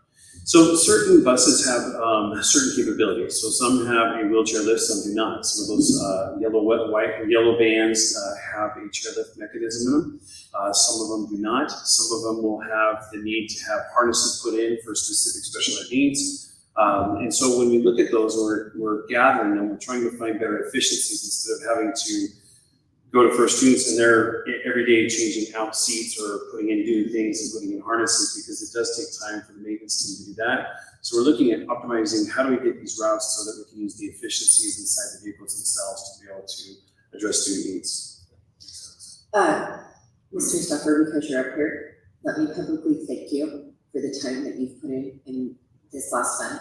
I mean, you don't go home. I don't know if you sleep, but I truly believe that crisis shows us who we are. It showed us who we were during COVID, And I truly believe that while we've handled a lot of issues, this was our first real problem.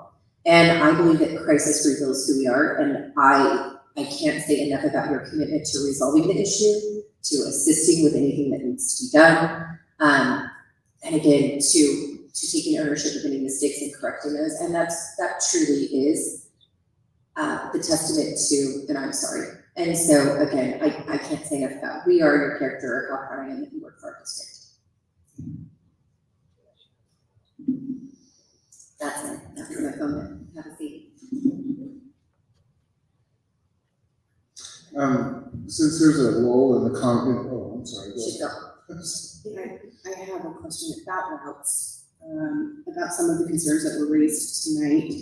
And I wasn't sure, so people had mentioned Highway 45 and Hopewell Boulevard and Midland Boulevard and dead-end streets and those types of things. And I'm just curious, are those current?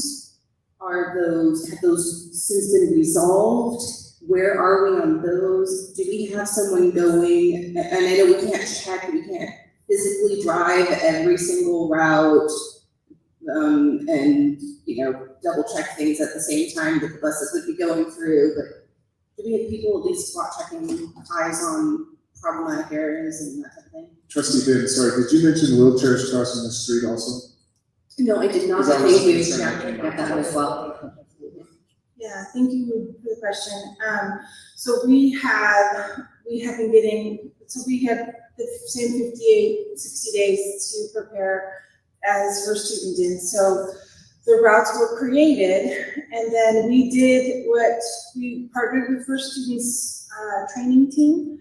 And while they were training drivers, they were running some of the routes. So we received some feedback from them before school started. But of course, there was just not enough time to do all of the routes. And then also, we just had so many students that came in to the system after school started. So as those stops were added, the feedback was just coming from every direction, and we were just taking it as quickly as we could and trying to adjust the routes. The optimization piece that came from First Students Focus Group has been phenomenal in some of that feedback, and also in being able to assist with some of that. And then also from the schools, because our phone lines were bogged down, so parents were reaching out to anyone that would listen. So we were taking information from everywhere that we could get it and just making changes as quickly as we could. The trustee, Bins, to that obviously was a concern I heard tonight too around Highway 40. I understand how busy that is, and I'm, I'll work tomorrow with our team. That's happy to have that do it directly to really examine any of the routes that are on some of those busy roads to ensure that we're not having wheelchairs cross, because those there are obviously safety concerns, and those are things that got to be addressed immediately. So that was my priority number one for tomorrow morning when I heard some of those concerns, to look at some of those busy roads. Good, thank you. To my knowledge, everything that has been brought to our attention has been addressed. So if there are other kids, there should not be any kids crossing Karcher or Caldwell or Midland, and definitely not 45.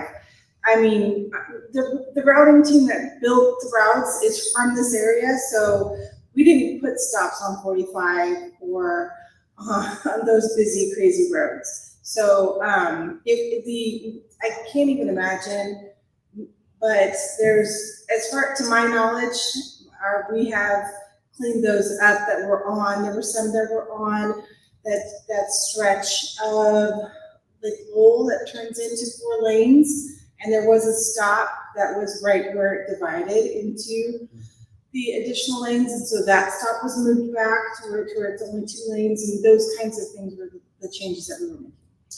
I appreciate that, Trustees. What I am going to do is I am going to put the follow-up in for those major routes so that we can get a check on that, so that it's in the follow-up. But really quick, while you're there, and you might have to come back up, but if we need to defer this to somebody else, I want to focus in on the,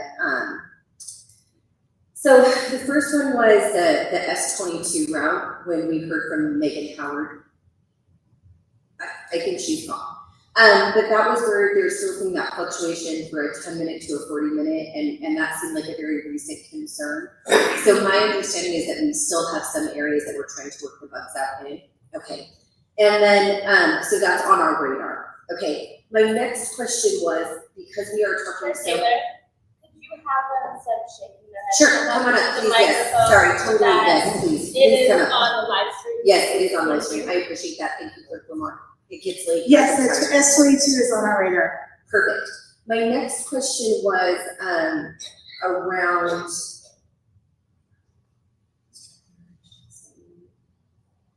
The wheelchairs crossing the road, that for me as well. It's the sped route where we have, I wrote down those times and I want it.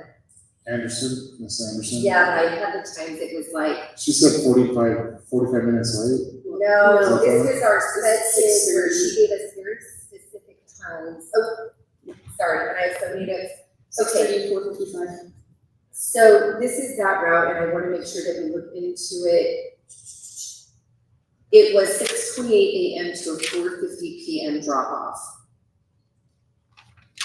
And this was number 561, but I'm not sure. Sorry, S61. Sorry, can't remember. S61 is also on our list. Okay, so we are aware of the issue. I'm sorry, when you say on your list, what does that mean? In layman's terms? So we have a list of routes that Like, we're. is it like at the top of the list, or is it in the middle of the list, or do you know? There's about 6 routes that we're paying attention to every single day and looking at it and looking for solutions on how we can make it better by pulling stops off, redirecting those stops to other routes so we can get better efficiencies, better on time. And these 2 routes are on that. Yes. Okay. Perfect. And I am seeing that based on the feedback and the calls. And so that's the other thing that I want to pay homage to is what I believe has happened is that now that we've dealt with a lot of those issues, right? There's a lot of positive change that have been made. I am seeing in my zone or from the parents that we're getting from, it seems to be consistent in some of those routes. So meaning that you're on the list, you are aware of these issues as well, and you are actively making changes and corrections. Okay. That is my question. Did you guys have any follow-up questions after that? Please, Trustee Jones. Yeah, so the route optimization, I think, is ideal. The one thing I didn't hear said when we were talking about that was safety. So my concern is we're trying to replace some efficiencies. And so as we've done hundreds and hundreds and hundreds of changes, I don't want us to lose track of which ones were put in place because of a safety matter, even though it may be inefficient on the line. Yeah, so one of the things that our routers do, that do the optimizations, is they look at safety first. So while they may not have specifics on why that stop is there, that's why we're not changing any stops. We're making suggestions. And so the routers here would know why we moved the route or why that stop is there. And that's why our team isn't moving the stops. But our routers route for safety and efficiency. It's not just efficiency. So they want to make sure that the kid is on the right side of the road that we're picking up, the bus is headed in the right direction. They're looking for all those things to make sure that we haven't missed anything. And why I have you up here along those lines, have we received any state write-ups? Is there anything going on with is there anything that's coming down on us for safety from the state? Like there's a lot of rumors out there. Rebecca, can I have you answer that question as well? Or, sorry, Mr. Stopper. Trustee Taylor, Board of Trustees, we've been in communication with the State Department. We've had bi-weekly meetings to go over just things and make sure. We have not at this point in time had any of the, like I said, write-ups or any of those types of things for any of the routes or those pieces. We are, as last year we had one thing that we were working on that we did notify the board about that had to do with our form that we needed for the safety zones, which we did do that with the board last year. That was our one write-up. We did notify the board that we are working on a policy that we will need to bring into place. We did talk about doing that in October and November timeframe. We were trying to get through this to be able to bring that policy back to the board. So those are the only things currently. The state has been helping us with some recommendations. They've been very helpful, as we talked about before, with getting our buses through and doing the testing, the inspection of the vehicles. So we are building communication with them at this point in time as well. Great. One more follow-up for actually Mr. Newman. So during the break, I learned something, and maybe I'm the only only person in this room that learned it. These vans that have been the topic of conversation tonight, they are supposed to pull into the driveways of each and every home. Is that correct? Yes, it's door-to-door service. It is not out on the street. No. It is driveway, drop the kid off, there's no risk of traffic coming by and clipping a bus. Unless they don't have a driveway. I was gonna say, what if the driveway is full? Yeah, if you can't get in the driveway, I was under the assumption they stop on the street with hazards on, No. let the kids off. I did not We don't. realize that they pull into the you're driveway. supposed to pull into the driveway. Thank you. Knowledge is power. And is that a policy of yours for student, or is that a standard in the industry? Is that Well, for these stops, they're door-to-door stops. So, that's what that means in the driveway? yeah. Okay. Got it. I have a quick question. I think I'm almost done. Dr. Russell, this might be for you, but since Mr. LeBou is here, he hasn't said anything tonight, you might want to answer this. Just generally speaking, I know we've got a lot of late buses, and a lot of late kids getting to school, and hopefully that's working itself out a little bit, and the kids are getting there on time. But what about the tardies and the absences and things like that when they get marked? Is that school by school, or are we giving them a blank pass for all? Oh, Mr. Yarborough looks like you're gonna say something. So. Anyways, I mean, have we done anything across the board? Yeah, Chair Kirkman, or Chair Taylor, Trustee Kirkman, great question. Mr. Yarborough can help answer a little bit. So initially, they did start doing some targets, but we realized because of our bus situation, we didn't want to hamper any students.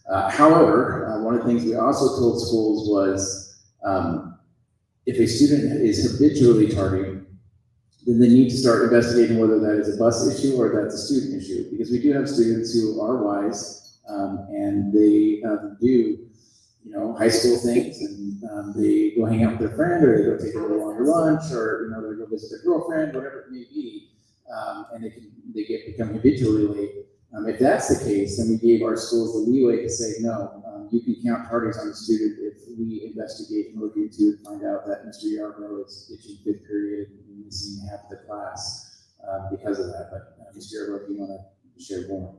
Waylon Yarborough, for the record, Chair Taylor, Trustee Kirkman. Dr. Russell described it perfectly. The one thing we did do today, we had a secondary principals meeting, went through that and just reminded all of our secondary principals about that. Really, we have two pockets there. You have our middle schools, which really first period tardies, we've been really working with our leaders there. Hey, understand buses are late, and again, they're great to work with there. Anytime throughout the day, there isn't a reason that in middle school, they're not shuttling during the day, so then tardies in third period are not because of busing. On the flip side, for our transfer buses for CTE programs, we work with each one of our leaders on helping understand that and navigating that through. If a patron or a parent does have an issue, please reach out to that front office, work with them so we can make sure we navigate that. But like Dr. Russell said, we also want to hold our students accountable to, hey, we're not taking advantage of the cracks that may be there, and I feel like we're in a good spot for that. Yeah, Chair Taylor, Trustee Kirkman, we also said that we would reassess this in a couple of weeks. Now, to my knowledge, last week was greatly improved on the on time in there before school. So we did not see as many things come across in the morning. We do get updates every morning. We walk in and try to find out what buses are late this morning for whatever reason, and have that greatly reduced. So I think we'll probably reassess that at our next administration meeting with our principals. And then our hope is by, within, if not next time, but within another 3-4 weeks, if not a trimester, that we're just back to our regular targeting process. We communicate that. But to Mr. Yarborough's point, if there are folks out there that have concerns on that, because I did speak with a parent whose daughter was very concerned about being tardy. She was tardy one day because of the bus, and then was very worried that was going to affect her, and did not want that to happen. And for the record, I told my son this excuse isn't going to last all through the school year. So, does he show? Dr. Russell, I just want to clarify, are there plans to run a bond for our busing? Chair Taylor, great question. No, that bonds are not going to be run for our busing. Bonds are for large ticket items like building a new school or renovating a roof. Those are typically things that you run a bond for. We had not run a bond until last November of 22. It was March. I think the election was in March, but we ran one. That was the first time we had tried to run for a bond in over 15 years. So no, we do have levy money that we use for transportation. That is for our athletics activities and for New Horizons busing. We've used that and historically had that on there. But that is the only transportation money that we have on for our levy. And on that note, and again, just a rumor that has circulated online, we did speak earlier about having issues the first few weeks around activities busing, but that is something that we do provide because it is on our levy. Chair Taylor, good question. Yes. So just to be clear again, we have put our budget for general busing, general achievement school was $8 million. But we also have athletics and activities busing. We do have a budget for that as well. And to your point, that is a separate expense and a separate fund that we run those through, those athletics activities and field trips. Dr. Russell, just to put a point on that also, to quote Trustee Benz, put a fine point on that. Yeah, it's very good. That funding that is authorized through the levy, specific for the activity buses, that's not something new this year. It's been pretty much on the levy for the last decade, really. Chair Taylor, Trustee Kirkman, yes, I believe that was added back when the district had its financial crisis back in 2012. I believe that was one of the measures that the district took to offset some of the costs, and I think that process started then. I think it's been on since then. We're looking to make sure that that's accurate. Sorry, Trustee Benz. No, go ahead, Trustee Benz, do you have one? I do have a question, but it's way back on routes. Go for it. So we have the optimization plan. We have a way to go back through and kind of assess some of these concerns that have come up today, and just get eyes on those routes that were mentioned or streets that were mentioned with the question marks. And this may be asking for more information than is possible right now, no crystal ball or anything, but taking your best educated guess, how long do you think it will take us to get most of the significant changes out of the way, things polished up enough so that it's only minor tweaks from there? Are we looking at up to Thanksgiving? Are we looking at Christmas? Are we looking at next week? What kind of a timeline are we looking at? We're both looking at each other like, are you gonna answer? Are you gonna answer? Very good question. We made a major change on September 10th, over 100 changes. We had tentatively talked about a plan of maybe making one more change around the end of September, 1st of October, we'll be doing that. I still think that is slated, I want to say it's the 24th, maybe, but maybe Rebecca can correct me on that. But we do need to settle. At some point, we need to say, these are our routes, this is where we're at. However, safety issues are things that we're always going to have to change. So as some of the things that we heard tonight, if those are things that we got to make a change, it's got to be done the next day because we can't have a safety issue. We realize that, we cannot have that. But we do have to settle and say, these are our routes, this is what we're going to deliver this year. We're happy to take input next year. We're happy to look at a process where we can drive all 83 of them. That's kind of where we're at. Rebecca, I don't know if you want to add anything more to that. Yeah, so the changes that we make are scheduled, unless it has to do with safety. The changes are scheduled for Tuesdays of every week, and the major changes, majority of changes are done every 2 weeks. So we just had one on September 10th. And then we had minor changes that were adjusted that'll be coming in tomorrow morning. Tomorrow morning will be the start of some minor adjustments. We'll have some minor adjustments also on the 24th with another and hopefully last major changes on the 1st of October.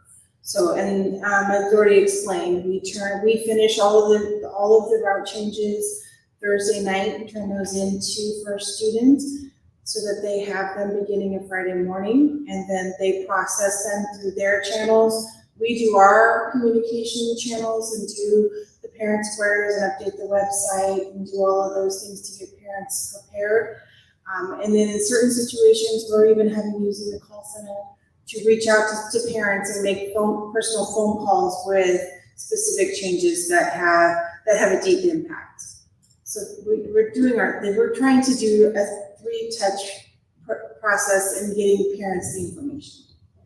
And so if I'm hearing you correctly, the target for resolving all of the significant issues, and hopefully this will be it, it's settled for the year, you know, can't see unforeseen circumstances, but if everything goes well, there's nothing emergent throughout the rest of the year, the changes should be set, the routes should be set and polished by the beginning of October. Yes, that's our hope. Okay. Unless it's a safety issue, or if we were to receive, say, a new sped child or a new McKinney vintage child. And I guess that I want to bring this up because now that I've spent so many weeks with you guys, I get the impression that there's a little bit of issue that can arise where we may have a late bus because there's a student fight. We may have a late bus because a child has a seizure. We may have a late bus because we get a sick driver. And so I do understand that we will work through issues going forward, and we will still make changes based on safety concern, but that our goal is to be ready to roll in the next few weeks so that we can ensure that we're getting kids home. We're going against that daylight that we're losing. So our plan then is to become more time efficient. Okay. Expecting issues that will come up. Right. We expect normal issues is what I'm trying to say, is that we have a planning process. Yeah, it's not a normal. And then, sorry, one tangent that just sparked, so you mentioned communication channels, and one of the questions that had come up was radios in all of the vehicles, and I think this was already answered, but again, it doesn't hurt to say it again, every vehicle has a radio? Every vehicle that is on a route has a radio. There are 6 vehicles that were just state inspected that have radios being installed tomorrow that are not being used. Thank you. Thank you. Please. Mr. Newman, one more, and I don't want to leave you alone for the rest of the night. Thanks for your patience. No, you're good. I've seen multiple times we're using the phrase operating out of one lot. Yes. Is that strictly for buses, or is that buses and parking for the staff? So when I say operating out of one lot, it's all inclusive except for maintenance. Our maintenance facility is separate, but our employees are parking at the lot, our buses are at the lot, we're running out of one lot, we're fueling out of that lot. It's amazing. And we will be buying coffee again. Hey, just so you know, we This board are appreciates that. having a kind of a celebration on Wednesday. You're all welcome to come around lunchtime to kind of celebrate the new facility with the team. And I'll tell you, the Columbia students really appreciate it, because now they can paint their spots. How about that, huh? Chair Taylor, just Mr. Newman, just a real quick question. This did come up in the comments, I heard this from some of the folks. Is there an additional cost? Because I heard there was concern that there was additional cost in the district of using 2 different lots. Is there an additional cost for using the maintenance facility that you have? No, it was included in our bid. We absorbed that cost. So you're not getting charged extra for it. So again, and this is gonna be a dual question. My businesses are in the private sector, and I have the benefit of not having to open my books to the public, as most private companies do not.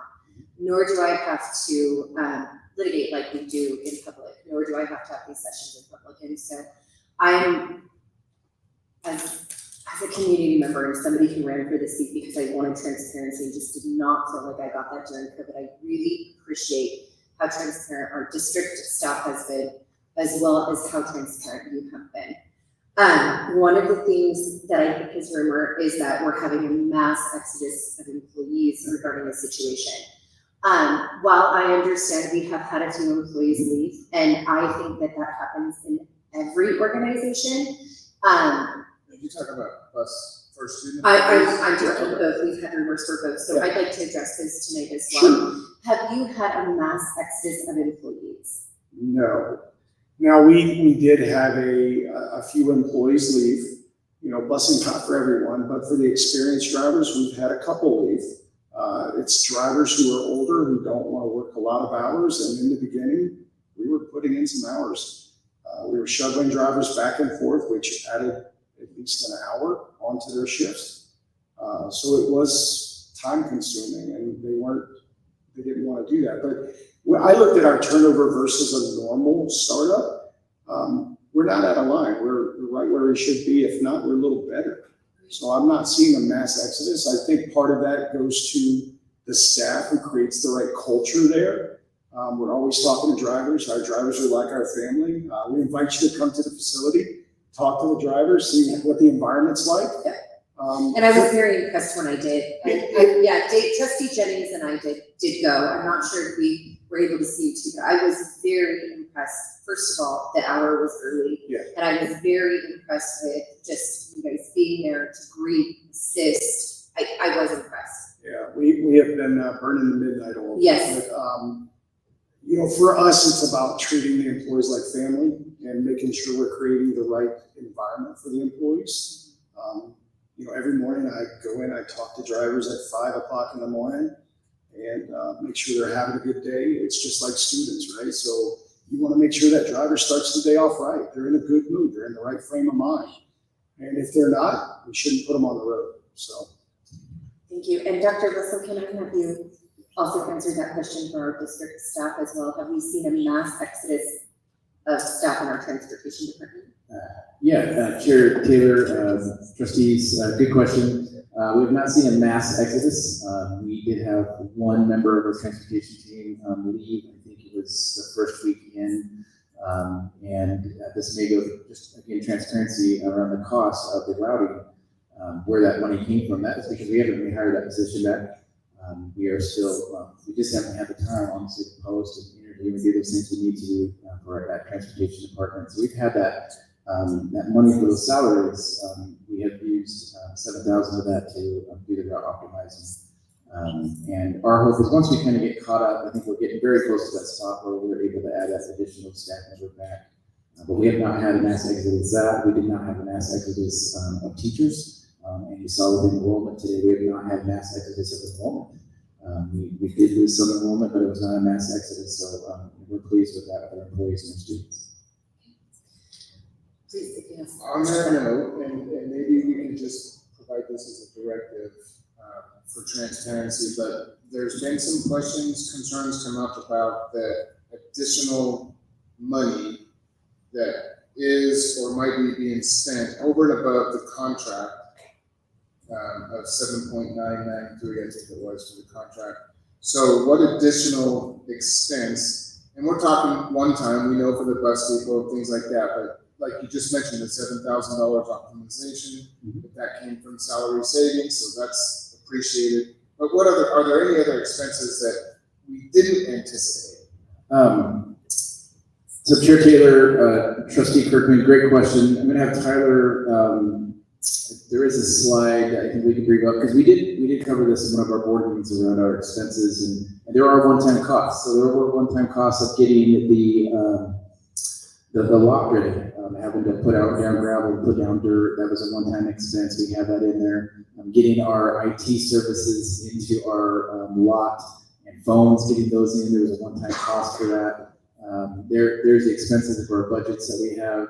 So we did have a lease payment down there. We talked about that in one of our board meetings. The fuel tank installation costs, the software costs, and then there was $200,000 for the gravel in lots. Those monies came out of our carry forward monies. At the end of last year, we had money that was left over in our budgets, and we paid for those one time out of those. Again, we knew that those were going to be some expenses we were going to have, because we knew when we started having a bus yard, we were going to have some one-time expenses. Those were not budgeted into the $8 million. We can show that as well if we need to, but to answer your question, that, and then the only other one is the $7,000 that we had.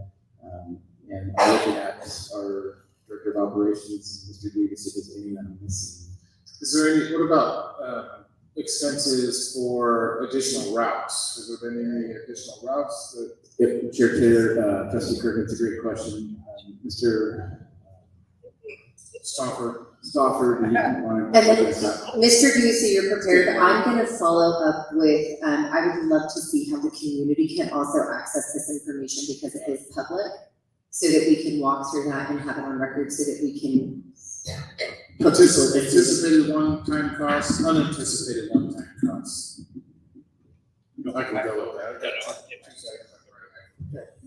Trustee Taylor, as far as the costs for the routes, there have been some, as we were directed by the board, to make some changes and add some routes to be able to offload those. So we have done a few of those, but with the optimization, we also know that there's going to be a few that we might be able to eliminate because we have some, in particular the sped buses. Once we get those righted, we'll be able to dial those back down. So there is a little bit of a fluctuation right now. As we were trying to get things right sized, we did add some routes. We're up to, I think, 56 is where we're at right now. We ended last year at 55. What was the budget proposal? What was the proposal? The budget proposal was at 50. Routes in this contract are $45,000 for 150 days. But not all of them have been 150 days. They've been less than that. So you take the time that they've been on the route, multiply it by those numbers, and that's what will come out to be. So there's some math that we can do that for you as well and put in that form that you're asking for. We can do that. But again, in our optimization, we have had some indicators already that there's some routes that we can look at and bringing them back and consolidating them to be more efficient and also on time and with the right needs. Mr. Dewey, what I would really love to see is just where the public can access this information. Yes. All right. Am I doing this right?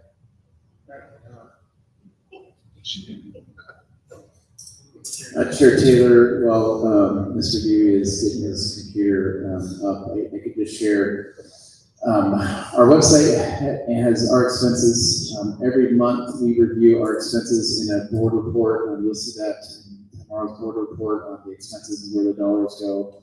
Mr. Dewey has our finance software, where you can see every expense. It has a description, it has the cost, it has the encumbrance, it has the balance, it has where the budget is. And here's some more examples of some budgets that we've published as well. All right. So I'm new to this sharing on this side, so I apologize. I'm trying to make it bigger. So one of the things we do, obviously, is you guys approve a budget. It's on our site. This document is on our site right now, on our transparency site. This is what was sent to the board, to the state, I mean. And so one thing you'll see here, kind of painful to do this standing up, I apologize. Yeah, never as easy as it looks when I'm just down there. One of the things you'll see right here, and I know it's difficult to see from there, try to make it as big as possible. Oh, that is way too big, I apologize. All right. Yeah, a little bit more. I am not doing very good on this. Apologize, guys. Yeah, either way, I'm sorry. So either way, what you'll see on this budget is basically that it's $8.2 million for the regular, and part of that is for some of the reimbursable travel and stuff like that we get for some for some other areas that we have, and some of it's for the insurance side as well that is outside of this. And so there you can see is our $8.2 million that we have there that's sitting there for our budget. And then if we have we want to go to what's actually could you share what line are we looking at? Yep. 681, correct? Yes, yes, function 681 is what that's what we're required to use as that. So, and if I could just slow you down for a second when we go to that 8.2 and have you talk a little bit more about reimbursable costs, just so everybody's on the same page. You talk like we're just keeping up. And sorry, could we take one more step back? So Mr. Greer, you said this is on our transparency side, and you showed us the numbers. Can you show us how to get to those numbers on the transparency side? How do we get there? I will do that, yes. Thank you. All right. All right, Tyler, if you'll do that. Go here, and start a new one here. And go to Nampa School District. All right, go over here to district. And you go over here to departments. And then from here, basically under budget and finance. And then from here, everything is here under our budget and finance by year, purchasing bids, RFQ, all of that information as required by law. And then any of our other stuff here, financial information is in there. And then our budget is right down here, annual budget documents, boom, down here. And then, Mr. Dewey, okay, just to take busing, when we, oh, go ahead. Since we're right here, is there any way that since this is such a hot topic, the spending of money, and it should be, and the transparency, is there a way to do a quick hot link? I don't want to tell you how to run your website, but can we do a quick hot link on the landing page so people just go, oh, that's what I'm looking for? Because I think we were 4 clicks into this, and once you get past 2, so part of the issue, I mean, I will fully admit here, it's not that I'm not trying to be transparent. No, I totally understand. The issue is this budget is used over time, so you wouldn't even know if we're on budget or off budget until literally in June. You know what I'm saying? Because we're getting $700,000, $800,000 bills every single month. So you can see what we have. We can be on there, and I can provide a report. Dr. Russell has actually asked me to provide a report every month separately of see where we are if we're on pack, and that was the plan. We haven't done it yet because we're still in the process of getting some of our first bills, not by their fault by any means. It's just it's kind of customary to get used to the system and that kind of stuff. Planning on next month, you will see a transparent, transportation budget and where we are to actual, and kind of show where we are in relationship to what we should. Yeah, and that'll be the board report every single month. So the more clicks you are, the more lost people. Yeah, and that'll be actually in the board report. It won't be, we can try to make something here if you want. We try not to put a lot of finance stuff on the front page just because we really don't want to talk finance. Well, transparency is not necessarily simple because there's just so much detail, especially in budgets. And if people want to know it, they know where to go, hot link it right there, and then they can dig through the numbers, ask questions if they need to, but it's all there. Yeah. /finance or something like that. Or it's just, no, I was putting it, I put it as a directive because I like that as well. I definitely think the finance tracker, because if you do come back and ask, this board can approve those things, or how we would go out that was approved by the board. Or could it just be a hot link to the most current I would, yeah, we would like to bet that shows where we are at for tracking expenses on that site. How do you want to do the screen to share? No, you were on the 8,000 or whatever. And I actually have, just to kind of preview you guys this, and this is available, anybody wants to come in. Okay, I've got it. As well. Okay, Mr. Dewey. Did I not present third screen, right? Okay, work on it, sorry. I've got it. It is anyway. And we're doing this again tomorrow. I was gonna say, are you gonna dive into detail on this? Tyler, do I do that screen sharing, right? No, I've tried it 3 times. We haven't. It's like talking to my kids.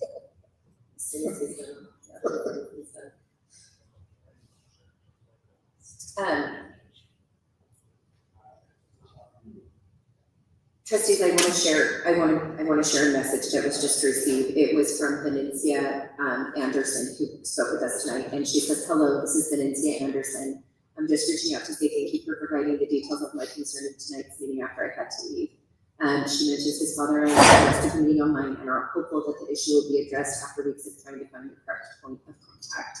So, yeah, real-time feedback, we appreciate that. We appreciate you for staying engaged. We know it gets late, so we greatly appreciate you staying engaged. And I also want to point out, we appreciate you showing up and bringing your concern to us. Well, that's what this whole meeting was for, is to hear the concerns, address the concerns, get some answers, provide some directive where we need to the district. And I think we've accomplished. Well, I think that, and again, we have to understand that these meetings, we will likely have another transportation update because this is to bring people through the process with us. So issues and things were addressed in our first meeting, they're being addressed now, they will be addressed again. So what I wanted to show you as I'm working on my actual financial software, just to prove everybody that what is in our financial system is actually there. We try to be as transparent as possible. If anybody ever wants to doubt that, anytime, all of our expenses are online. Please feel free to get a hold of me as well. And we do get a third-party audit every year. Yes, we are required to by law, By have law. that as well. And then my second follow-up is, and especially because we're on busing, so if I'm a tax-paying citizen, and I'm hearing all of this, and I hear that we're paying 100% of busing and then a 33% addition, where do we get the extra 33%? All of that comes from our general fund discretionary money. Right. So anything above that, so put it in perspective, we are approximately with our activities and all of that, we have about an $8.5 million budget total, okay? We have 300,000 or so that comes from the supplemental levy. And then we have another 8.2 million that comes from the general fund, 8 million. And what That's else our, does the general fund pay for? oh, everything, our food lights, everything, whatever And that. how do we get money in our general fund? Salary-based portion through active student ADA. So we get a certain amount of general funding, and when the state says you can get 100%, then we have to pick and choose after that 100% because no reimbursements are coming for us for that 33%. So let me back up a little bit. If you're Please. talking specifically about transportation, so we do get a transportation allocation. The problem with that is it's based on prior year expenses. So it's not based on this year. So in a rising rate environment, Yes. it doesn't help us in this year. So we added $700,000 or so to this year's budget for the cost increases, But but we're not gonna see that until next year. They also don't pay over the expense of that 100%. So when we talk about Yes. paying busing to 133%, that 33% has to be made up from our general fund. That also pays our teachers. That also is used for maintenance, correct? That is exactly correct. Yeah. And the other side of it is, if our expenses per, our cost per rider and cost per mile is both together is 103% of the state average, at that point in time, they will look at us and also the state will reduce some of our allowable expenses in order to, and that's what we call the cap. And then at that point in time, and basically what that's trying to do is get out of the inefficiencies with our stuff. Okay, sorry, it's the light. Yeah, it's okay, it's fine. Yeah, and so there's a built-in with the state system in order to try to get everybody on a level playing field. And the last 4 years, we've been capped, not as much as we had been last year. Prior to that, we'd actually done a pretty good job of work with Brown Bus to try to stay right around that range where we weren't being capped. And we had a lot more riders back then. The issue is costs have increased with ridership going down, and that's really hurt us quite a bit, so. Okay, thank you, Mr. Dewey. Hopefully there's enough in our operational budget to fix that light. Well, they tried to take it away. I'm just trying to close this out a little bit, and it feels like we're getting to the end. I don't know. Yeah, I think we are trustees. Do we have any additional questions? And then I can get everybody a date on those questionnaires and how they'll be answered and where they should see them. Oh, one other question that just, so we can say it, we can document it, on that list of things that we want to document it, is there a way for us, so the question was raised, is our sped busing ADA compliant? Is there a way to just demonstrate, yes, this is, we're not, I mean, just in the documentation. Are we, perfect, let's get clarification. That's a good question. Trustee Taylor, Board of Trustees, part of what was mentioned earlier in the simple regulations that we have from the state, it delineates out what type of buses can be used and what have to be in, especially buses to meet ADA.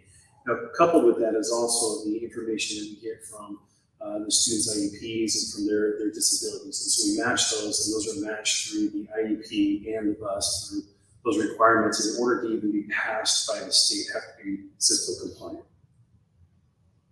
Okay. So which brings in the ADA component of it is you're matching it with the IEP to the right bus. Okay, and so then there's no additional documentation that we need to say, hey, public question was asked, and here's the certificate. It's just already baked into the process. We wouldn't be able to. And is that on our website somewhere? If I have that question, could I go to our website and get that answered? It's actually from the state website, is for where you find that information, and that's where the delineation out for the state components of what the requirements are for the buses to be able to be compliant. Chair Taylor, trustees, what might be helpful, if anyone has a concern that they believe that their bus is not ADA compliant, they need to notify the district. Because there just isn't busing, and there's things that they may not feel ADA compliant within the school. We need to hear about that from the special ed team so that we can start looking into it, because it does start with the student's IEP, and the IEP does determine the services that the student is receiving, and we'll have to do some investigating to see if that's not taking place. So I think that's important. Just for the folks that are still listening out there, to let us know if they have concerns that they feel like a bus is not ADA compliant for their student. Okay. So the answer to that is we are going to request that we at least link those state guidelines to our site for transparency. And then for those that didn't hear, Dr. Russell has also encouraged anybody who has that type of complaint to reach back out. Okay, trustees, do we have any additional questions?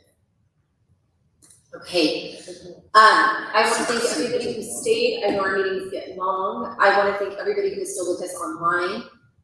It is live streamed, it is recorded, so anybody can go back and watch it. Tonight we collected questionnaires. Some of those answers will be given tomorrow in our superintendent's updates for transportation. Others will be posted to the FAQs of our website.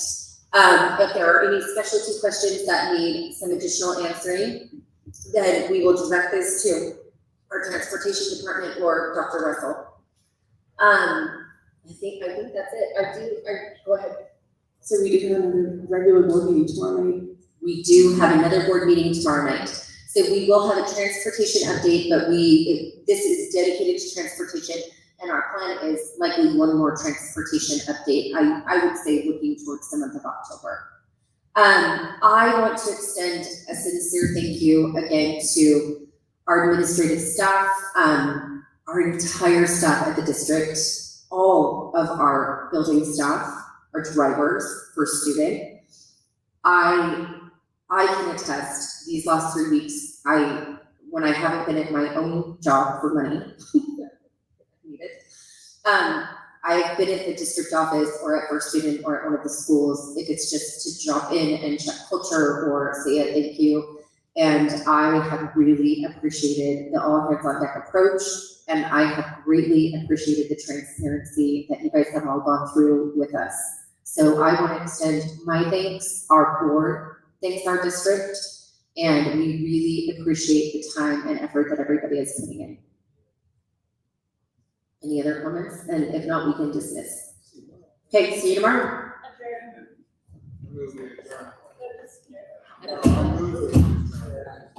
Adjourn.